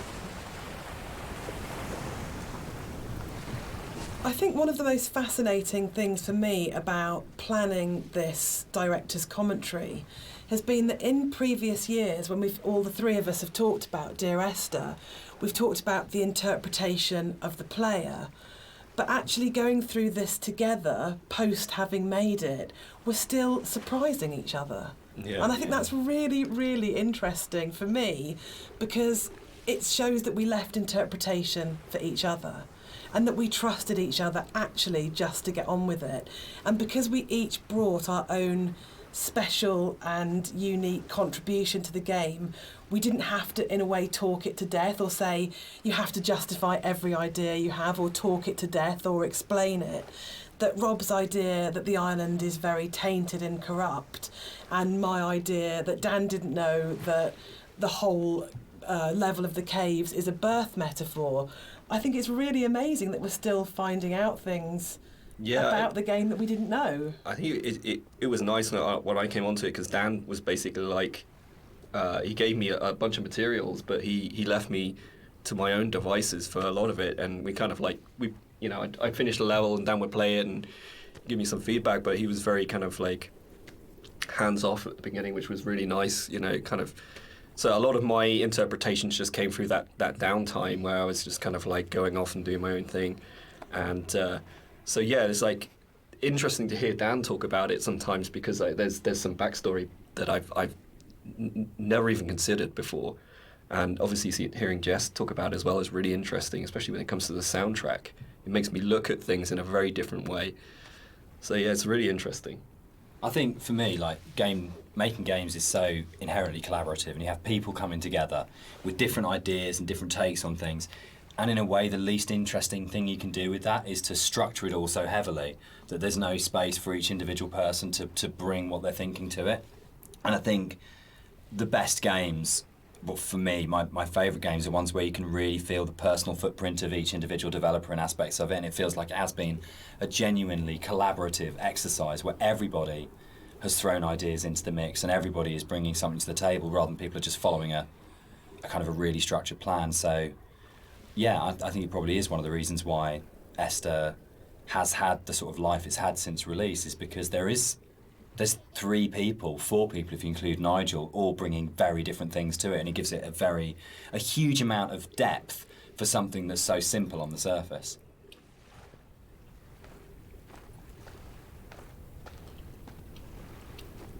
I'd been on holiday to Greece lots of times, and one of the things that I always really responded to emotionally was those shrines that you see on the road, and sometimes they're dedicated to saints and sometimes they're to markate where an accident has taken place. So you'll get photos of the deceased person and flowers and candles, and it always really touched me. And so I said to Rob, I think it would be amazing to get these into the game somehow, and then Rob took that idea and ran with it, and I think they're so successful and they're so beautiful and they're really moving. And I think it's because you had this elemental scale, you have the island and it's huge and you have that scale, and all of a sudden you come around this corner and it's absolutely brought back to the human scale again and to that relationship of the individual. And I think the other thing that it does really successfully is it's a kind of magic realism, because there's no way that you could have all those amounts of candles lighting your way. Who's lit them? The island is empty. Who's put those shrines there? But I just think it's a really lovely bit of environmental storytelling, actually. So from what I've gathered, he his wife and their unborn child died in a car wreck, and this guy's just. This isn't a literal place, it's his mental. It's his mind. One of the really nice things about the move from mod to the commercial version is that we had a couple of years worth of the community talking about the game before we went back into it again. And one of the things that I read on a forum was that someone had constructed this amazing version of the story where they'd decided that the narrator was Paul. And I hadn't thought of that. It was never part of the original writing. And I thought, that's so amazing that as a writer, your audience can find something in what you're doing that you hadn't thought of. So it was really important when we went back in to record the additional set of voiceovers. I thought, I absolutely want to do this. I want to take this idea that's come out of the fans and to run with this and to add an entire new sort of stream of story in there. So we added in a couple of cues within the force level that intimated much more strongly that actually Paul wasn't this other character who caused the accident, but actually you were responsible for everything. But again, it was then trying to find that balance of not overcooking it, so you weren't led to that idea, but just if you happen to have the combination of just a couple of narrative units, then you would possibly come to that interpretation. But it was really amazing to be able to say, it felt like giving something back to the fans that had enabled us to make the remake in the first place. And it's always a lovely moment as a developer to be able to recognise your fan community and kind of say, thanks, this one's yours, this one's here for you.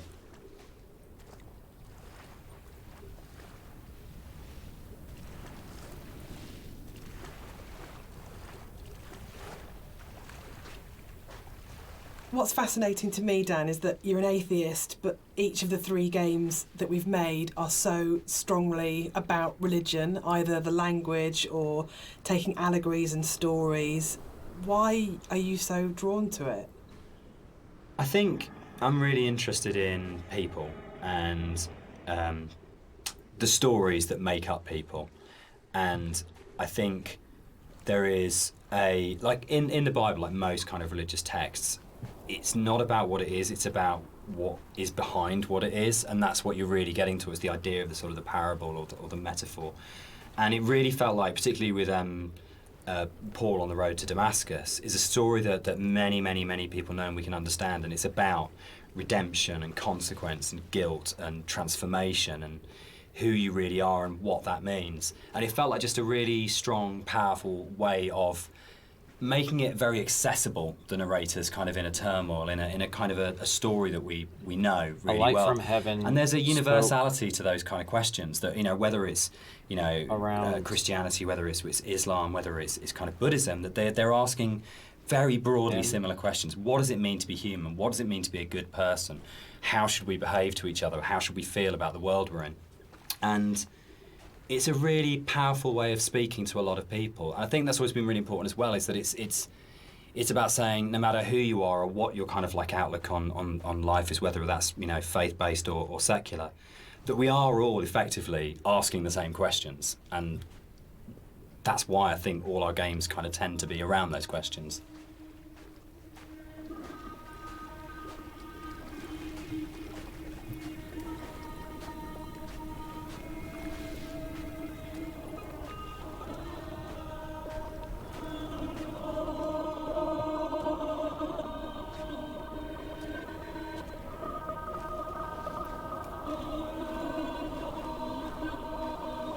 Is Dear Esther a depressing game or a hopeful game?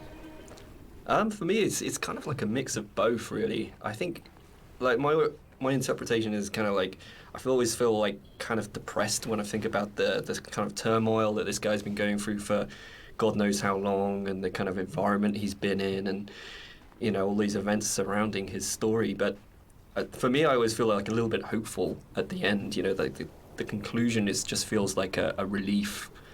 Like this is kind of all ended in some way. What do you think, Jess? I think it's a game about acceptance, and I really like that. And I think it's telling that a lot of people with mental health issues have responded really positively to the game, and we get a lot of emails and letters from those people saying that it's helped them through a really difficult time. And for me, that's because it's about the struggle of being human, that it's hard and that we love and that we grieve and we lose, but we come through it. And those things are what makes us human, that it's transformative and that the pain is part of life. And that's a really beautiful message. And I think that's what you do so well, Dan. That's what you write about. You write about what it is to be human. So, Dan, you wrote it. Without wanting to cop out, one of the things about writing it that I really wanted to do was to make something that people could take and could own, and it would be their take on it, and their interpretation of it mattered. Oh, in a I way see the that mine woman didn't. now. My job was to give them Looks like the she's laying and architecture facing to the interpret in the their other way. So That's her I back. think that is a cop-out. I She's do. facing I think that way. As I a think it writer, is. you always have. yeah, I think it's redemptive. But I don't think the redemption is as cut and dried as it's all okay at the end. It's not okay at the end. But there is a release, there's an escape, that bad times will happen, but they will end. And they won't always end positively, but they will end. And that's I think, the redemption of it, of saying that This things are never too shall easy. pass. This too shall pass. Which my mum yeah. always says, you know, and I think that's probably the motto of the Chinese room, Yeah, actually, absolutely. isn't it? Like, I don't think it's as kind of openly positive as, say, Rapture had a much more strongly positive end. I don't think Esther has. I think it's much greyer than that. But I think fundamentally it's about coming to terms.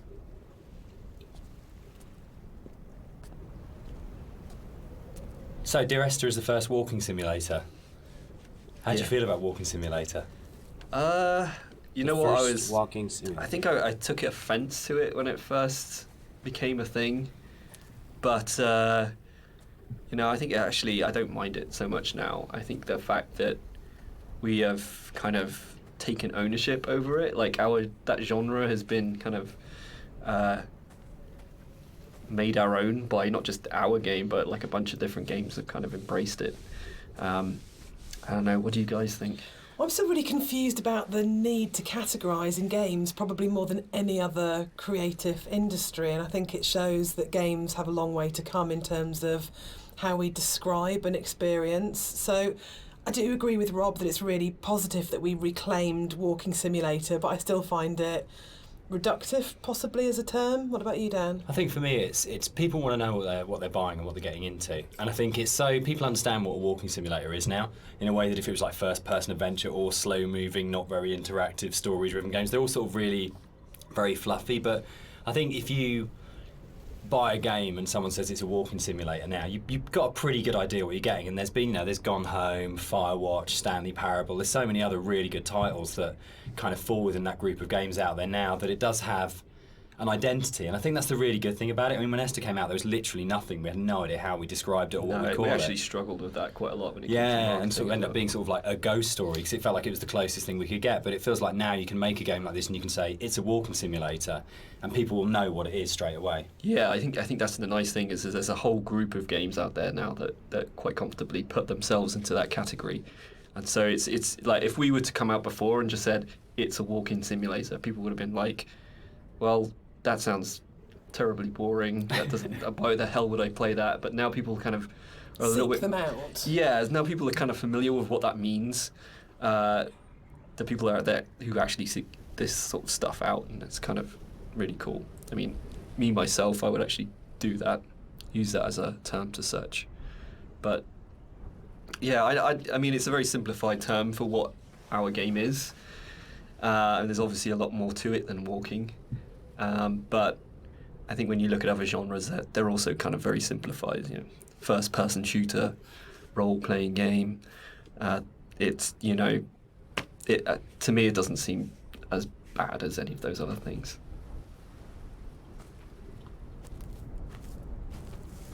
There's a bit of an illusion of simplicity with games like Dear Esther that people kind of assume, because there's not a lot of mechanics and there's not much going on in that sense, that they're easy to make. And I think actually it's kind of the opposite in a way, that because they're so simple, everything is exposed and everything has to be exceptionally good for it to work, because you're carrying a player's experience on a fairly sparse, minimal kind of framework, and that really means that every aspect of it has to be produced at a really high quality and has to be done with a lot of passion and a lot of thought.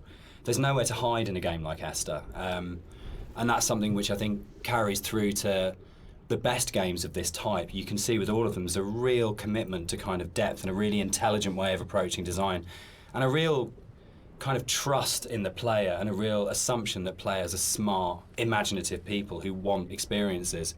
There's no it's not a game that it's easy to just knock off or to do with any kind of lazy attitude. You have to be really, really passionate and care a great deal and put an awful lot of thought into it if it's going to work.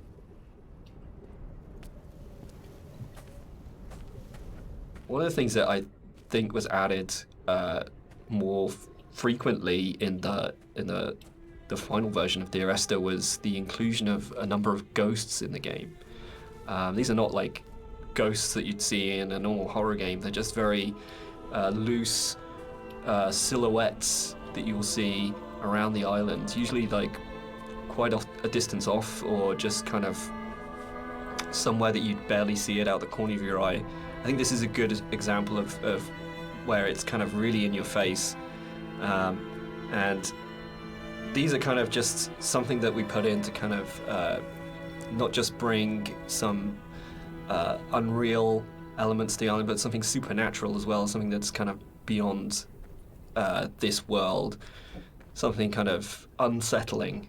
And yeah, we've, a lot of effort's been put in to make these things very subtle. I didn't really want them to be like, I didn't want it to be a ghost story, so to speak, but I just kind of wanted to bring some of this supernatural element into the game, and this area is probably one of the most prominent because you can see it just before you go down into the gully here, and I think it's really one of my favorite scenes just because of it being so spooky, so unreal, and so interesting.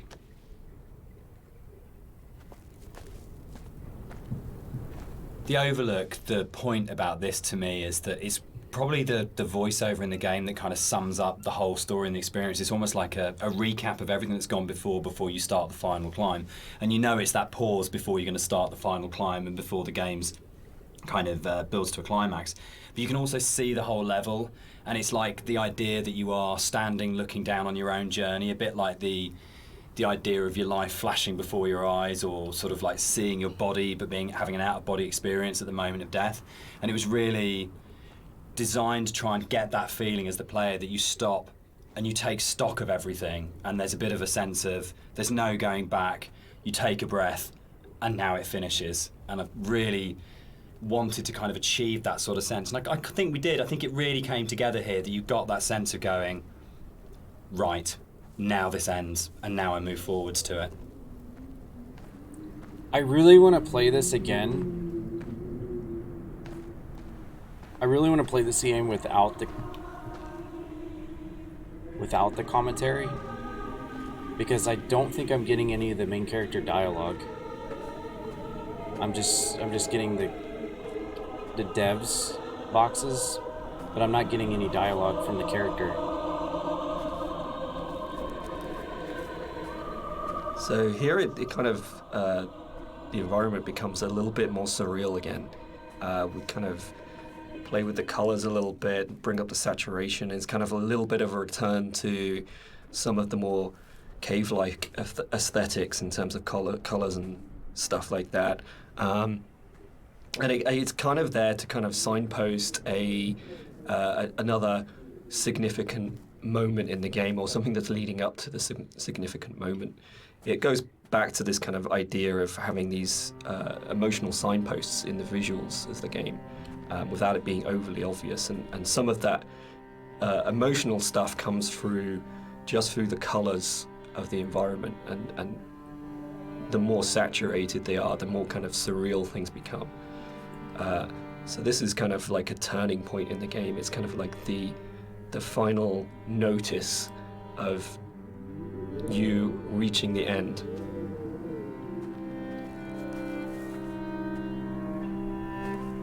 The music that's playing here is a repeat of another cue, and originally we hear it played on the piano, and the string quartet take on the piece here. And it's one of those really nice instances where we were in the studio and I had this idea of how it was going to sound, and I thought it was going to be quite full and rich and, yeah, full-bodied. And then one of the string players said to me, this is wrong, actually, for what we're playing. And they said, let's strip out all the vibrato, let's play it in a really Scottish, plain style. And it absolutely transformed that piece, and it's one of the really special things about being a composer, is that you get to collaborate with people who come fresh to it. So you have this preconceived idea of how it should be, and then they say, no, why don't we turn it around and think about it like this? And it absolutely fits and works for that scene, because what we're getting at this point is a sense of fragility, of an ending, and it's almost reminiscent of a funeral procession. It's slow and it's dirge-like. But yeah, it was just a lovely moment where they gave something of themselves, and that's what's amazing about working with live instrumentalists. You're never going to get that from a sample.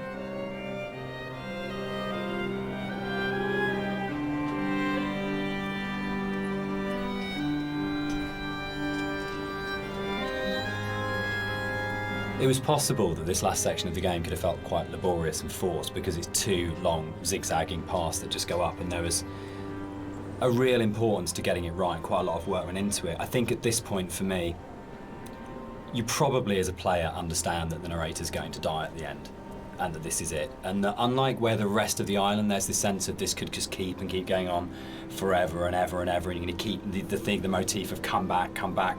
But I think when you set on this path, we really wanted to have that sense of this is it, this is the last time you're going to walk these paths, this will end now.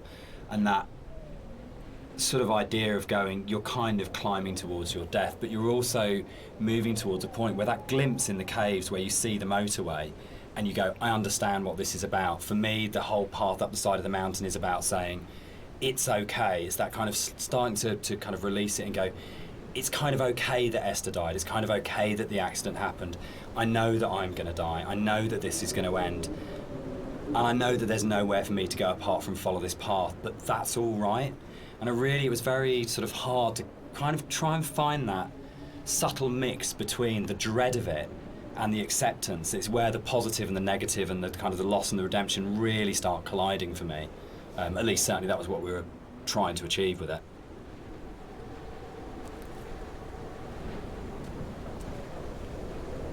With the climb being quite a poignant moment of the game overall and of the story, it was quite a difficult task to try and make that climb still interesting and not too laborious, because it's kind of this zigzag up there with nothing really. There's no real environment. You just kind of have the sea on one side and the cliff face on the other.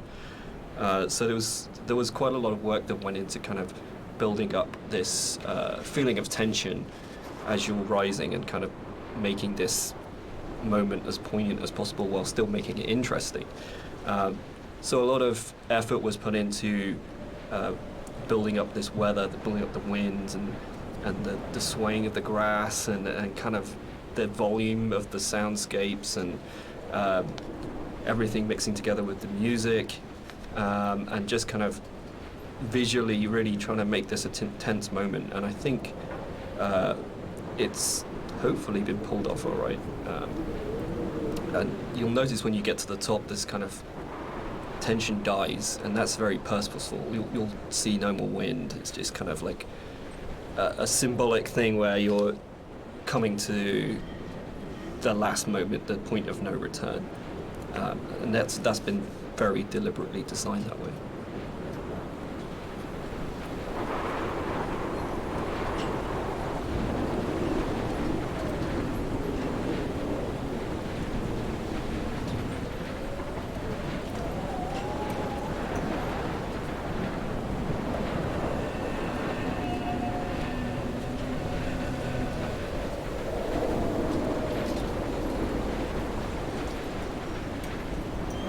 We had a lot of debates, didn't we, about the ending of the game and whether the player should retain control or whether it was okay to go to a cutscene at this point.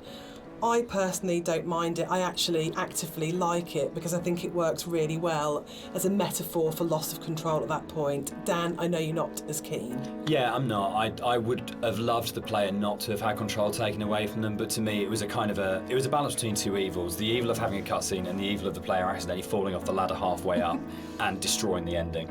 Yeah, I agree. I think we tried a few different things, and the tech at the time just wasn't, the ladder tech at the time just wasn't there, so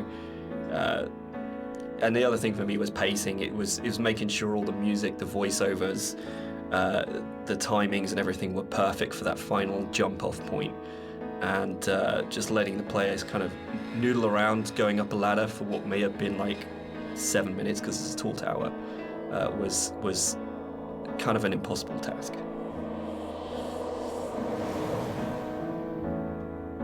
One of the things that I enjoyed the most on working on Dear Esther was Rob's beautiful visuals were so inspiring, but Dan's words are always so amazing to write to. I think that's where we start as a partnership. And the music at the end was so easy to write, because that last voiceover, it's the pinnacle of the writing to me, as it should be, because it's the last VO, so you would have failed if it wasn't good. But it is just so beautiful and moving. And for me, talking about whether it's a hopeful ending, the music is really hopeful at this point. And it signifies to me transformation, freedom, escape, acceptance. Yeah, and it was just a beautiful cue to write, actually. I don't know, I can't remember quite where it came from in the mod, but the moment when we went, or we could put the bird in there, and you could see the bird's shadow, and actually it turned from being kind of like a straightforward literal suicide into a metaphorical, or to my mind, kind of like, I always really believed the narrator did turn into a bird just before they hit the ground, and that was really important. I think it's probably the strongest ending in any of our games so far. But yeah, I'm very proud of the way everything came together in that last section. Yeah, I think it's the bird thing is particularly interesting, because I think it was in the original mod, but the timings and everything were just all off, and you never really saw the seagull.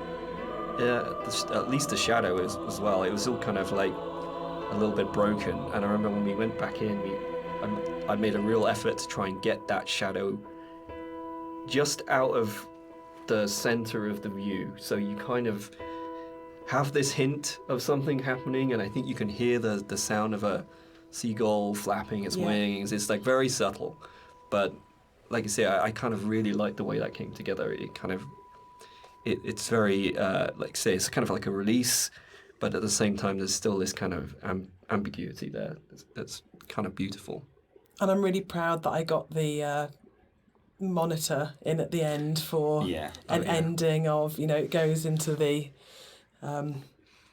hospital monitor, signifying the flat line. And I think it's it's one of those moments where you never want to be so clever that people notice it and it takes them out of the moment, but it just flows in through the music, and it just feels like everything comes together at that last point. That last VO, Rob's amazing visuals and the music, and it feels like a really, really strong and beautiful ending. And then in the last second, Nigel Carrington's delivery of just those two words have come back, where he just pitch perfect. Yeah.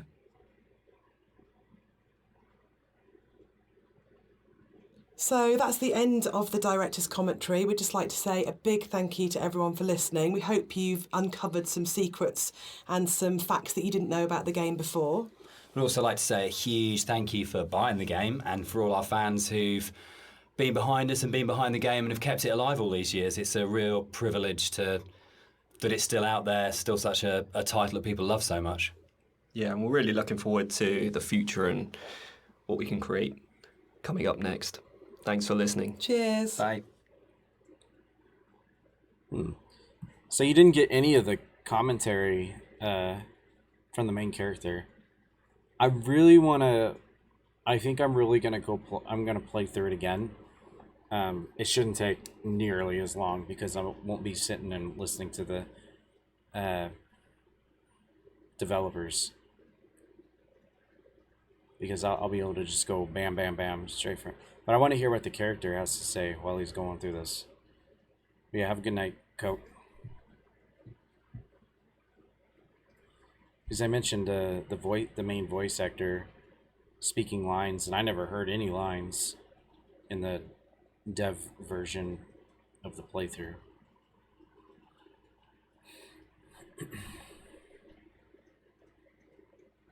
That's pretty interesting, though.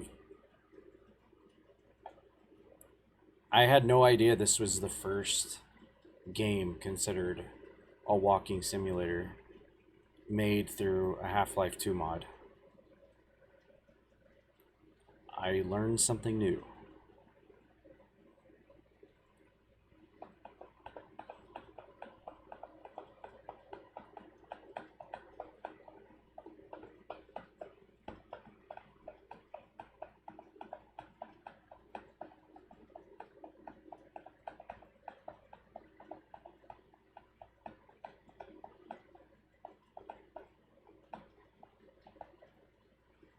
Makes you want to play Half-Life 2 Lost Coast.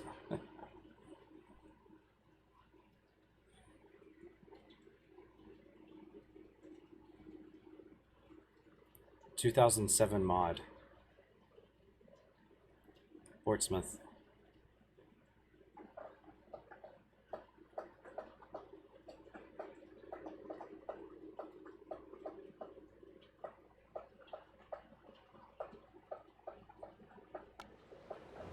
Alright, let's start again. And this time,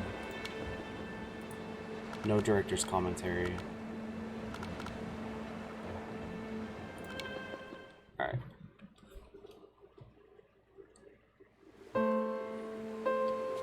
Dear Esther, I have lost track of how long I have been here and how many visits I have made overall. Certainly the landmarks are now so familiar to me that I have to remind myself to actually see the forms and shapes in front of me. I could stumble blind across these rocks, the edges of these precipices, without fear of missing my step and plummeting down to sea. Besides, I have always considered that if one is to fall, it is critical to keep one's eyes firmly open.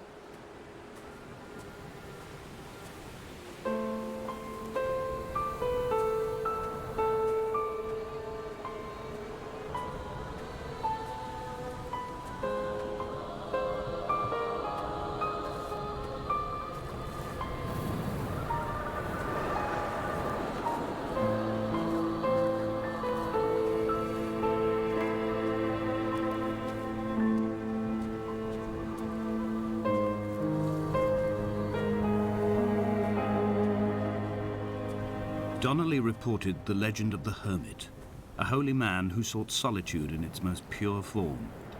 Allegedly, he rode here from the mainland in a boat without a bottom, so all the creatures of the sea could rise at night to converse with him.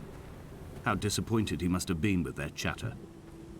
Perhaps now, when all that haunts the ocean is the rubbish dumped from the tankers, he'd find more peace. They say he threw his arms wide in a valley on the south side, and the cliff opened up to provide him shelter. They say he died of fever 116 years later. The shepherds left gifts for him at the mouth of the cave, but Donnelly records they never claimed to have seen him. I have visited the cave and I have left my gifts, but like them, I appear to be an unworthy subject of his solitude.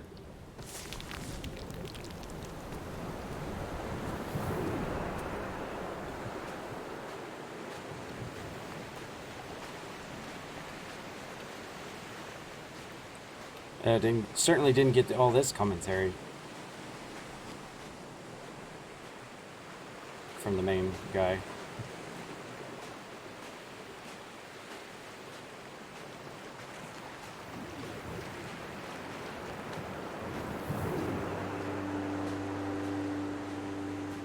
Those islands in the distance, I am sure, are nothing more than relics of another time, sleeping giants, somnambulist gods laid down for a final dreaming.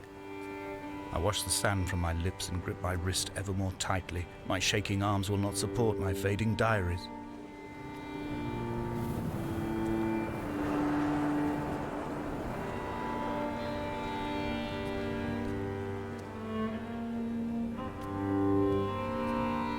Source engine.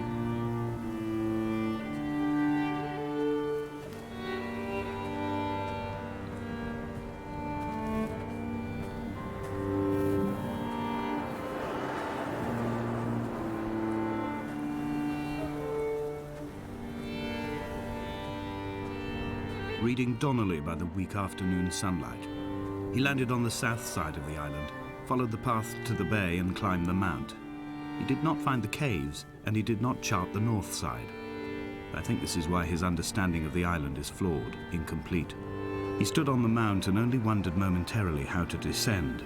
But then, he didn't have my reasons.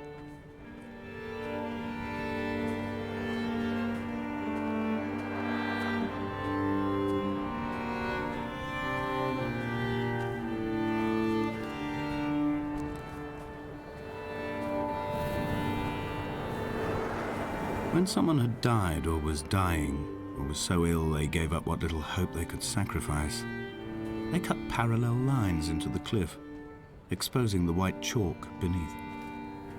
You could see them from the mainland or the fishing boats, and know to send aid or impose a cordon of protection, and wait a generation until whatever pestilence stalked the cliff paths died along with its hosts. My lines are just for this: to keep any would-be rescuers at bay. The infection is not simply of the flesh.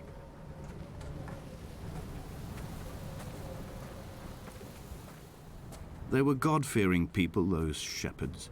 There was no love in the relationship. Donnelly tells me that they had one Bible that was passed around in strict rotation. It was stolen by a visiting monk in 1776, 2 years before the island was abandoned altogether. In the interim, I wonder, did they assign chapter and verse to the stones and grasses, marking the geography with a superimposed significance that they could actually walk the Bible and inhabit its contradictions?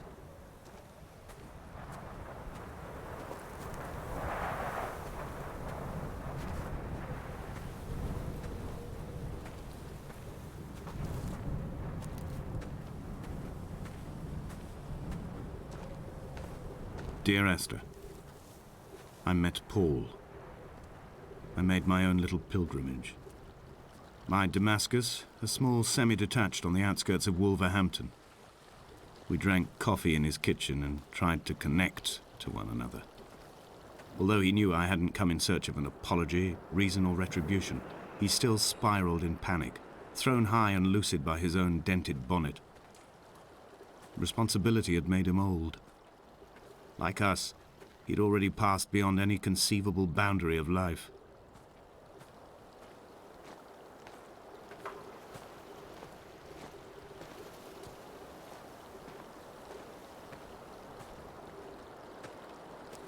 I've become convinced I am not alone here, even though I'm equally sure it is simply a delusion brought upon by circumstance.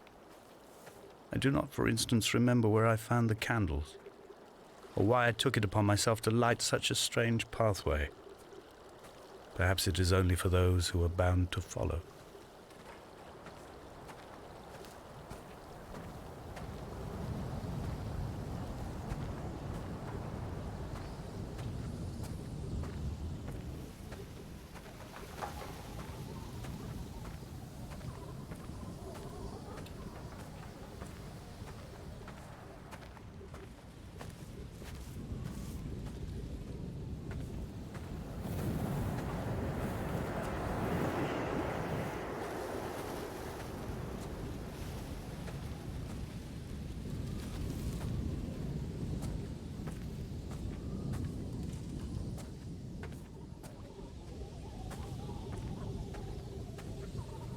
So now, instead of me thinking that this is all in his head and it's his mental health, I think he's actually physically here and he's physically walking around.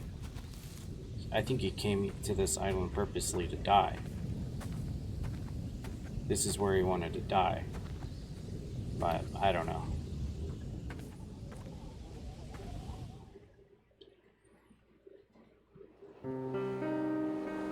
Dear Esther, I have now driven the stretch of the M5 between Exeter and Bristol over 21 times. But although I have all the reports and all the witnesses, and have cross-referenced them within a millimetre using my Ordnance Survey maps, I simply cannot find the location. You'd think there would be marks to serve as some evidence. It's somewhere between the turn-off for Sanford and the welcome brake services. But although I can always see it in my rear-view mirror, I have as yet been unable to pull ashore.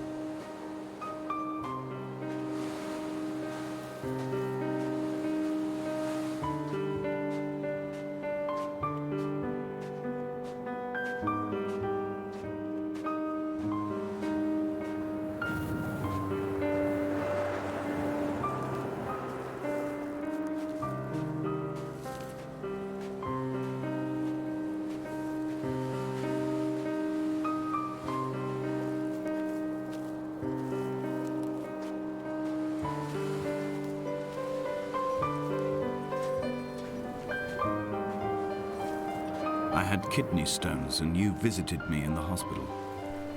After the operation, when I was still half submerged in anesthetic, your outline and your speech both blurred. Now my stones have grown into an island and made their escape, and you have been rendered opaque by the car of a drunk.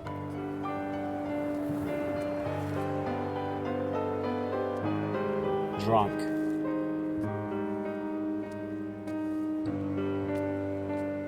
Drunk driver?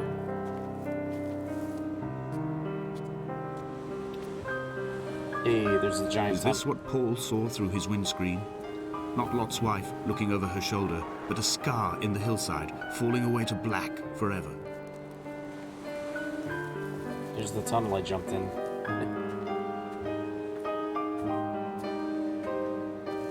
Oh, the jump scare's coming up.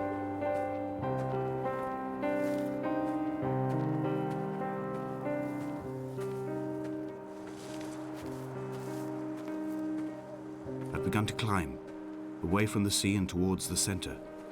It is a straight line to the summit, where the evening begins to coil around the aerial and squeeze the signals into early silence. The bothy squats against the mount to avoid the gaze of the aerial.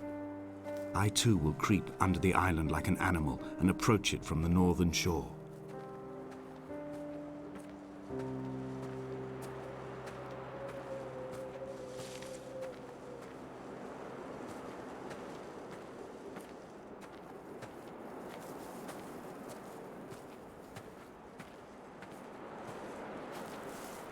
The bothy was constructed originally in the early 1700s.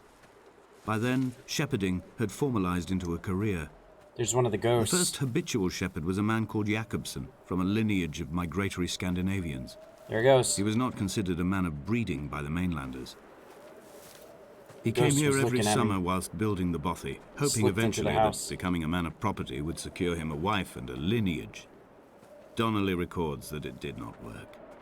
He caught some disease from his malcontented goats and died 2 years after completing it. There was no one to carve white lines into the cliff for him, either.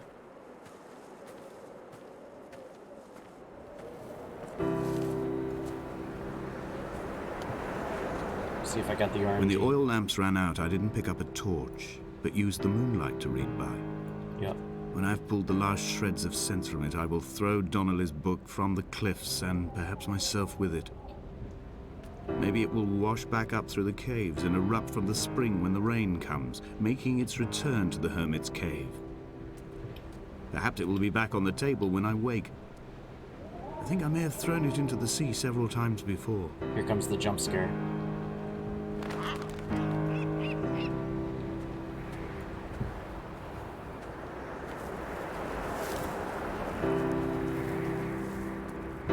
Here's another ghost.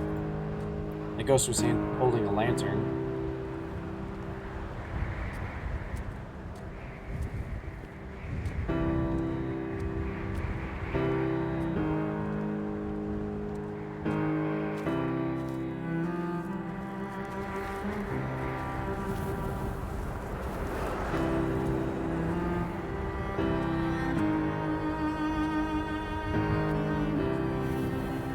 I gotta watch for the boat this time when I'm in the cave, since I missed it the first time. Jakobsen's ribcage, they told Donnelly, was deformed, the result of some birth defect or perhaps a traumatic injury as a child.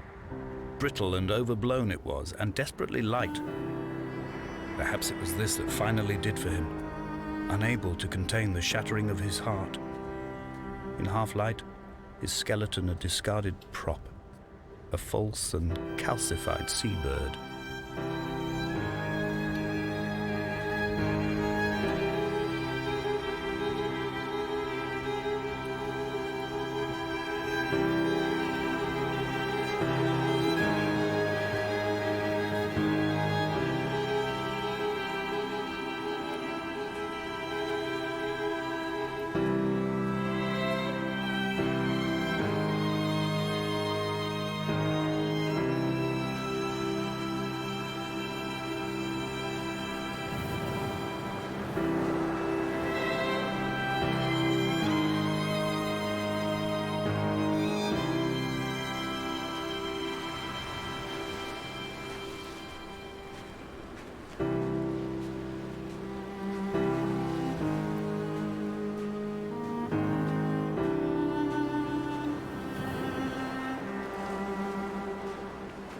Climbing down to the caves, I slipped and fell and have injured my leg. I think the femur is broken. It is clearly infected. The skin has turned a bright, tight pink, and the pain is crashing in on waves, winter tides against my shoreline, drowning out the ache of my stones.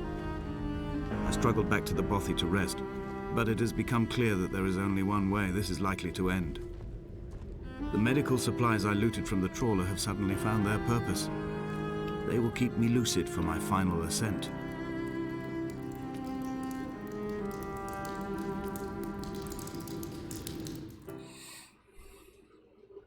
Okay, I gotta watch out for the boat this time.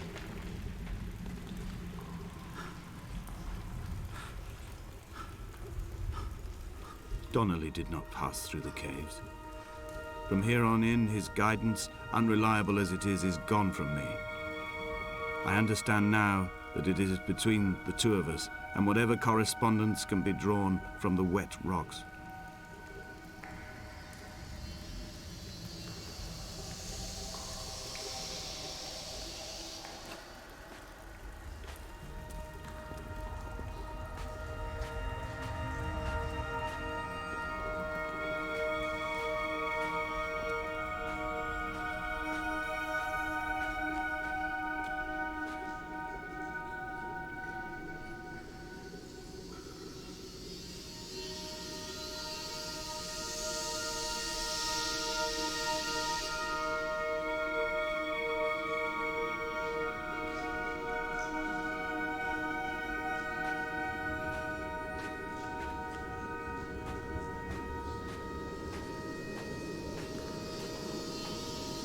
There is no other direction, no other exit from this motorway.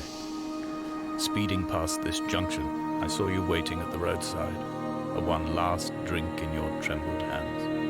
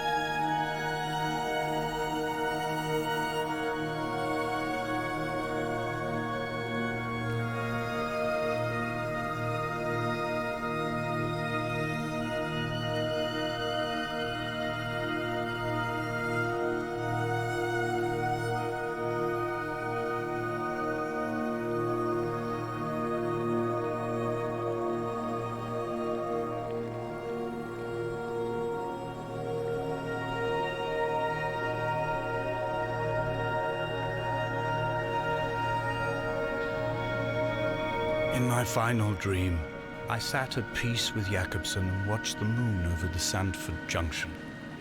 Goats grazed on the hard shoulder, a world gone to weed and redemption. He showed me his fever scars, and I mine. Between there it each is. shoulder, the nascency of flight.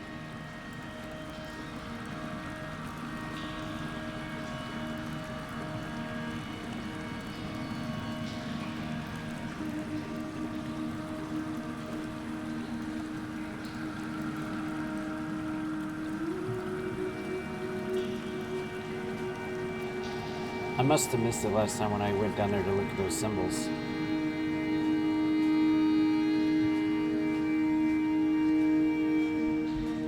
Boat. Yeah, I was expecting like a big canoe or something.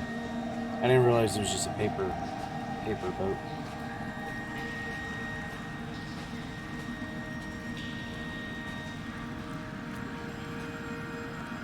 I'll see what the eyeball looks like. The moon and the eye at the end.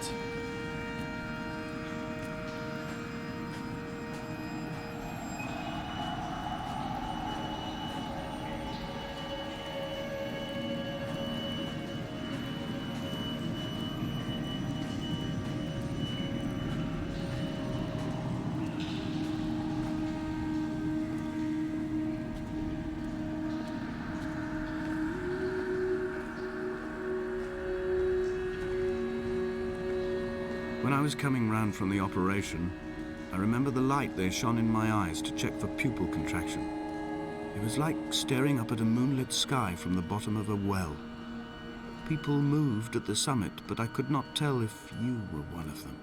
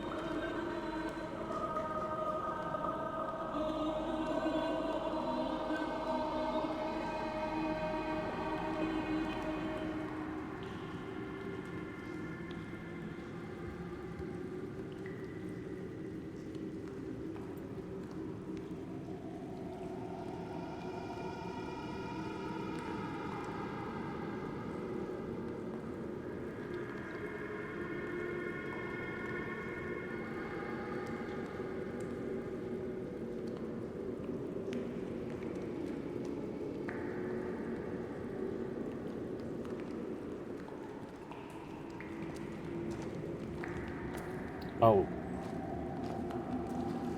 You have to do the underwater bit first.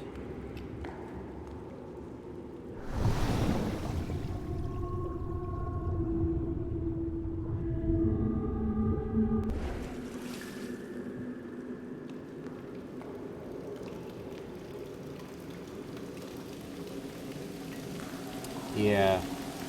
I saw some broken ones. Like, broken rowboat in the very first level.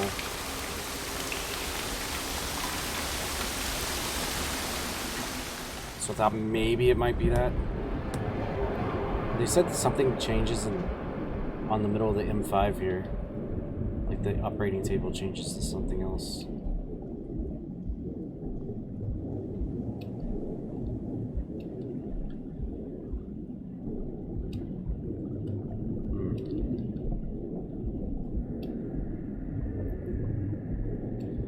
I guess they just mean that the operating table's in the middle of the M5 instead of a car.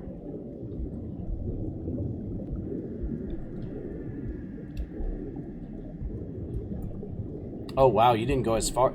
You didn't have to go as far in that one. Maybe it's because I was listening to the... No, I wasn't listening to the directors when I was leaving. It's kind of weird. The trigger was... Yeah, I see it now. Looks like an eyeball.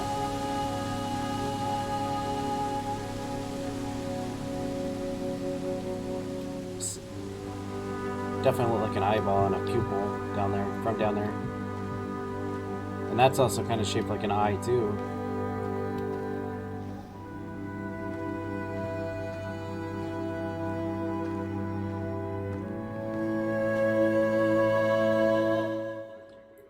Although they said the cave part of the game was supposed to symbolize like birth, so it could be symbolization of something else, if you know what I mean.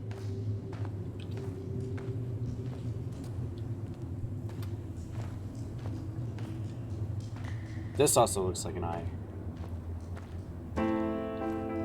Oh yeah, this kind of looks like an eye with a pupil as well.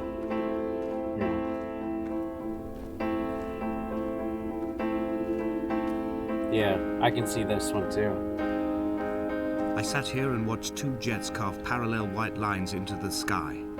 They charted their course, and I followed them for 21 minutes until they turned off near Sanford and were lost. If I were a gull, I would abandon my nest and join them. I would starve my brain of oxygen and suffer delusions of transcendence. I would tear the bottom from my boat and sail across the motorways until I reached this island once again. I was wondering what those two tracks were up in the sky, because I noticed that the first time around during the Davis mode, that must be what the tire tracks are that he's referring to.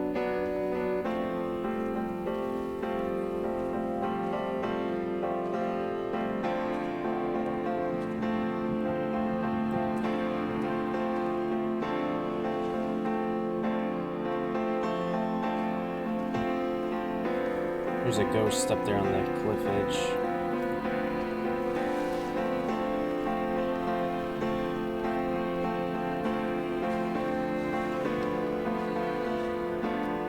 I wonder if he says anything if I go over here on the dock.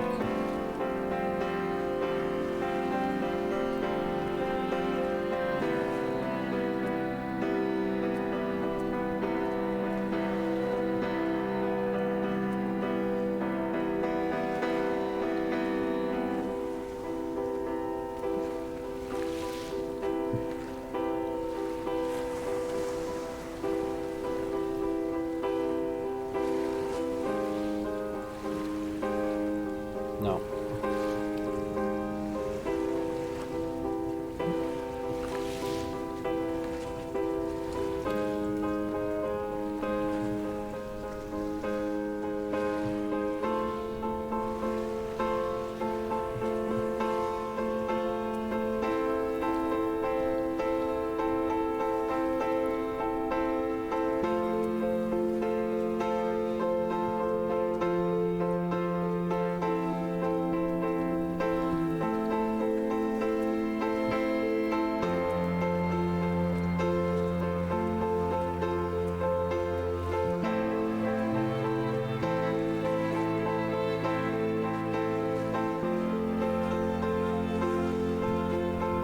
Fire and soil, I chose fire.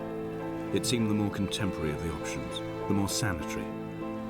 I could not bear the thought of the reassembly of such a ruin. Stitching arm to shoulder and femur to hip, charting a line of thread like traffic stilled on a motorway, making it all acceptable for tearful aunts and traumatized uncles flown in specially for the occasion. Reduce to ash, mix with water, make a phosphorescent paint for these rocks and ceilings.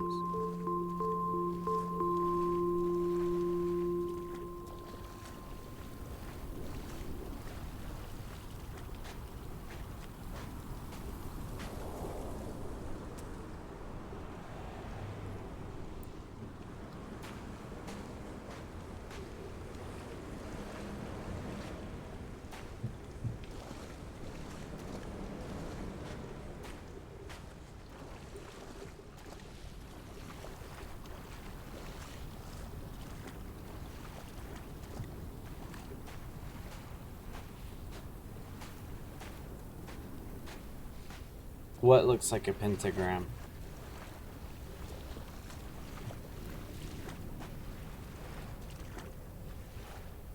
Oh, the etchings in the side of the mountain?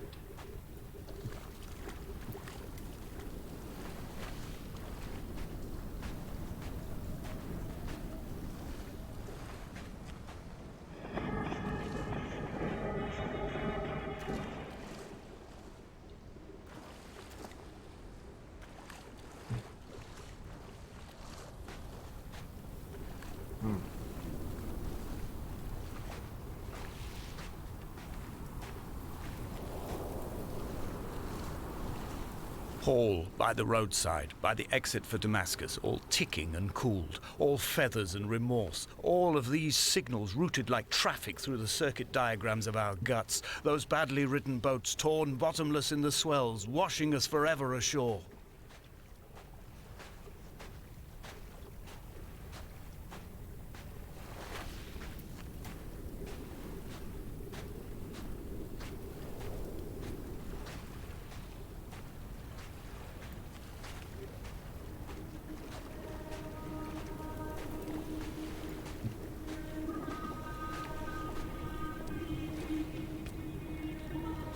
From here, I can see my armada. I collected all the letters I'd ever meant to send to you, if I'd have ever made it to the mainland, but had instead collected at the bottom of my rucksack, and I spread them out along the lost beach. Then I took each and every one, and I folded them into boats. I folded you into the creases, and then, as the sun was setting, I set the fleet to sail.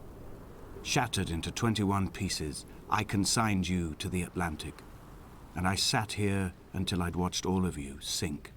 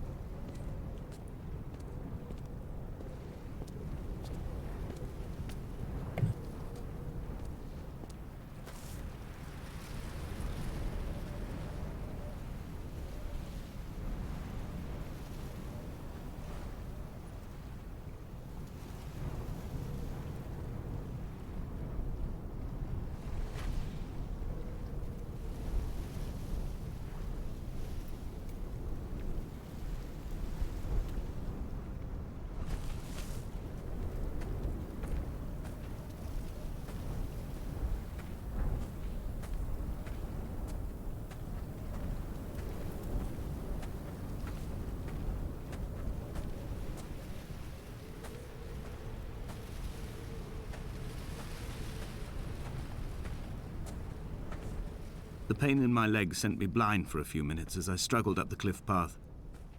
I swallowed another handful of painkillers, and now I feel almost lucid. The island around me has retreated to a hazed distance, whilst the moon appears to have descended into my palm to guide me. I can see a thick black line of infection reaching for my heart from the waistband of my trousers. Through the fugue, it's all the world like the path I have cut from the lowlands towards the aerial.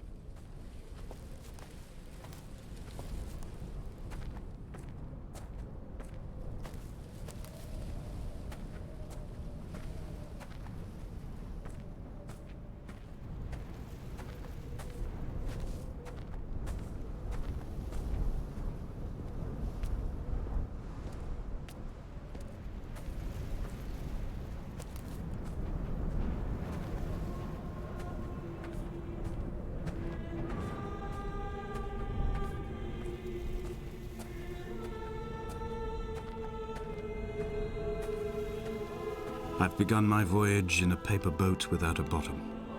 I will fly to the moon in it. I've been folded along a crease in time, a weakness in the sheet of life. Now you've settled on the opposite side of the paper to me. I can see your traces in the ink that soaks through the fiber, the pulped vegetation. When we become waterlogged and the cage disintegrates, we will intermingle. When this paper aeroplane leaves the cliff edge and carves parallel vapor trails in the dark, we will come together.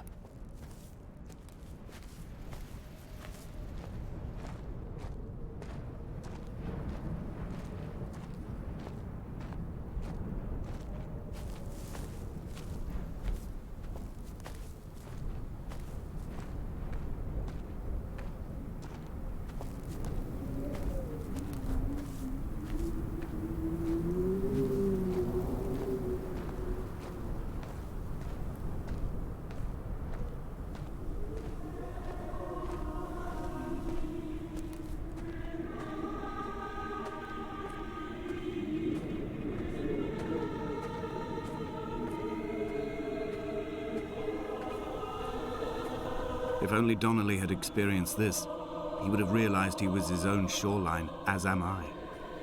Just as I am becoming this island, so he became his syphilis, retreating into the burning synapses, the stones, the infection.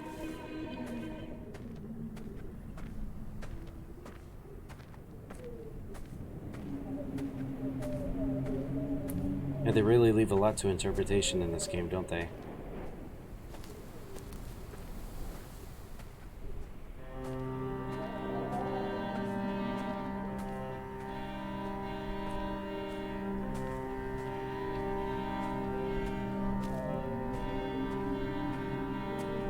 The stones in my stomach will weigh me down and ensure my descent is true and straight. I will break through the fog of these godforsaken pills and achieve clarity. All my functions are clogged, all my veins are choked. If my leg doesn't rot off before I reach the summit, it will be a miracle. There are 21 connections in the circuit diagram of the anti-lock brakes. There are 21 species of gull inhabiting these islands. It is 21 miles between the Sandford Junction and the turn-off for home. All these things cannot, will not be a coincidence.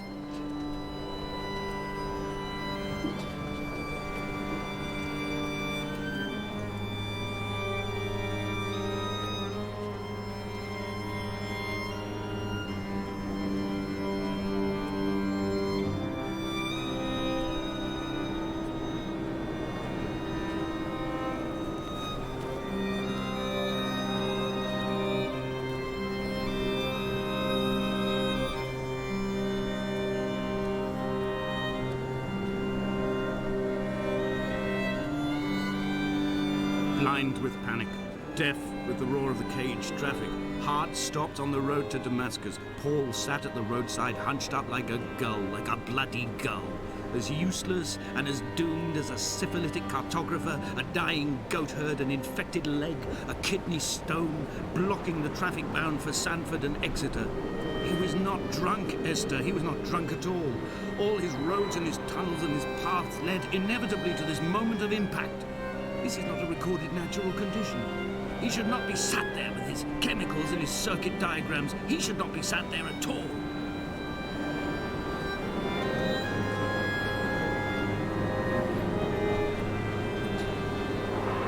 Yeah. It makes me kind of glad I did the dev mode first and then played this. Because I know if I played this first, I'd be really confused.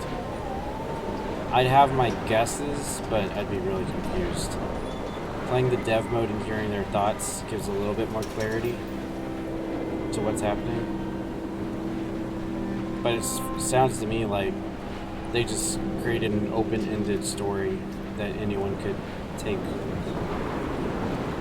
what they want away from it. We will leave twin vapor trails in the air, white lines etched into these rocks.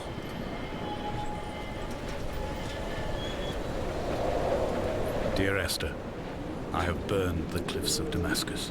I have drunk deep of it. My heart is my leg and a black line etched on the paper all along this boat without a bottom. You are all the world like a nest to me.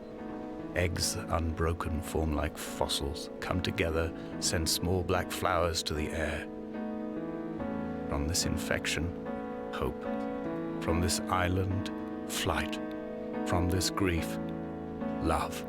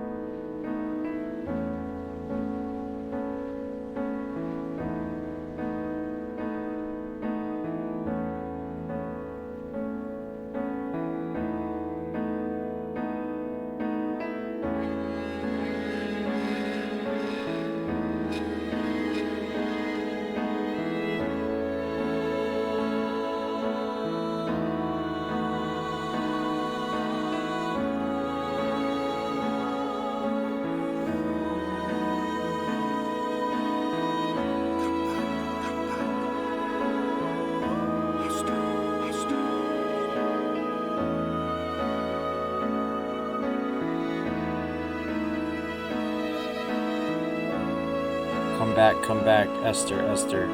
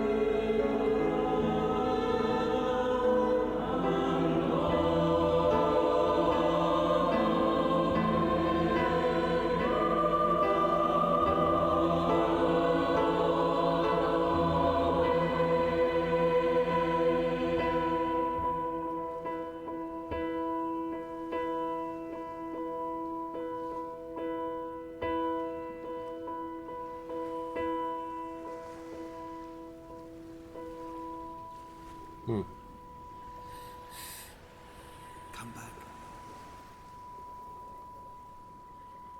Come back. And then there was the flat line she was talking about. Come back. He's telling her to come back. Come back, Esther. And then she flatlines.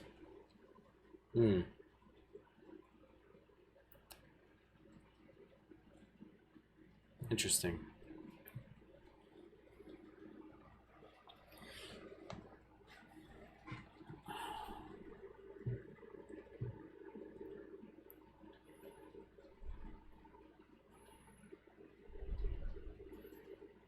I would have never guessed that at all. That there were that many references in the game, the music, the track, whatever.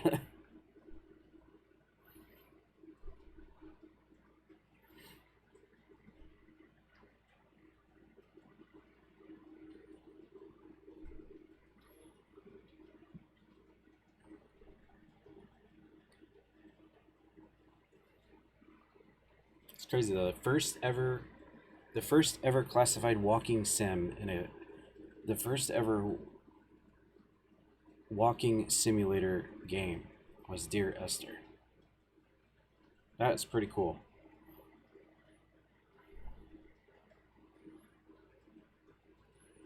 I just recently played one, which was Edith Finch. That was a walking sim.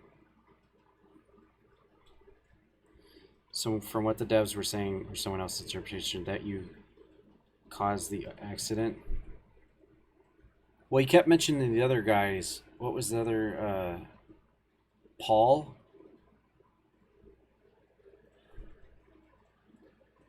I think Paul was responsible for the car wreck. Which is weird because he said drunk. He was under the influence early on. And then at the end he said he was not drunk. So from what I gather, she died from a drunk driver. And she had their unborn child. And then he's suffering from the aftermath of that. And then he decides to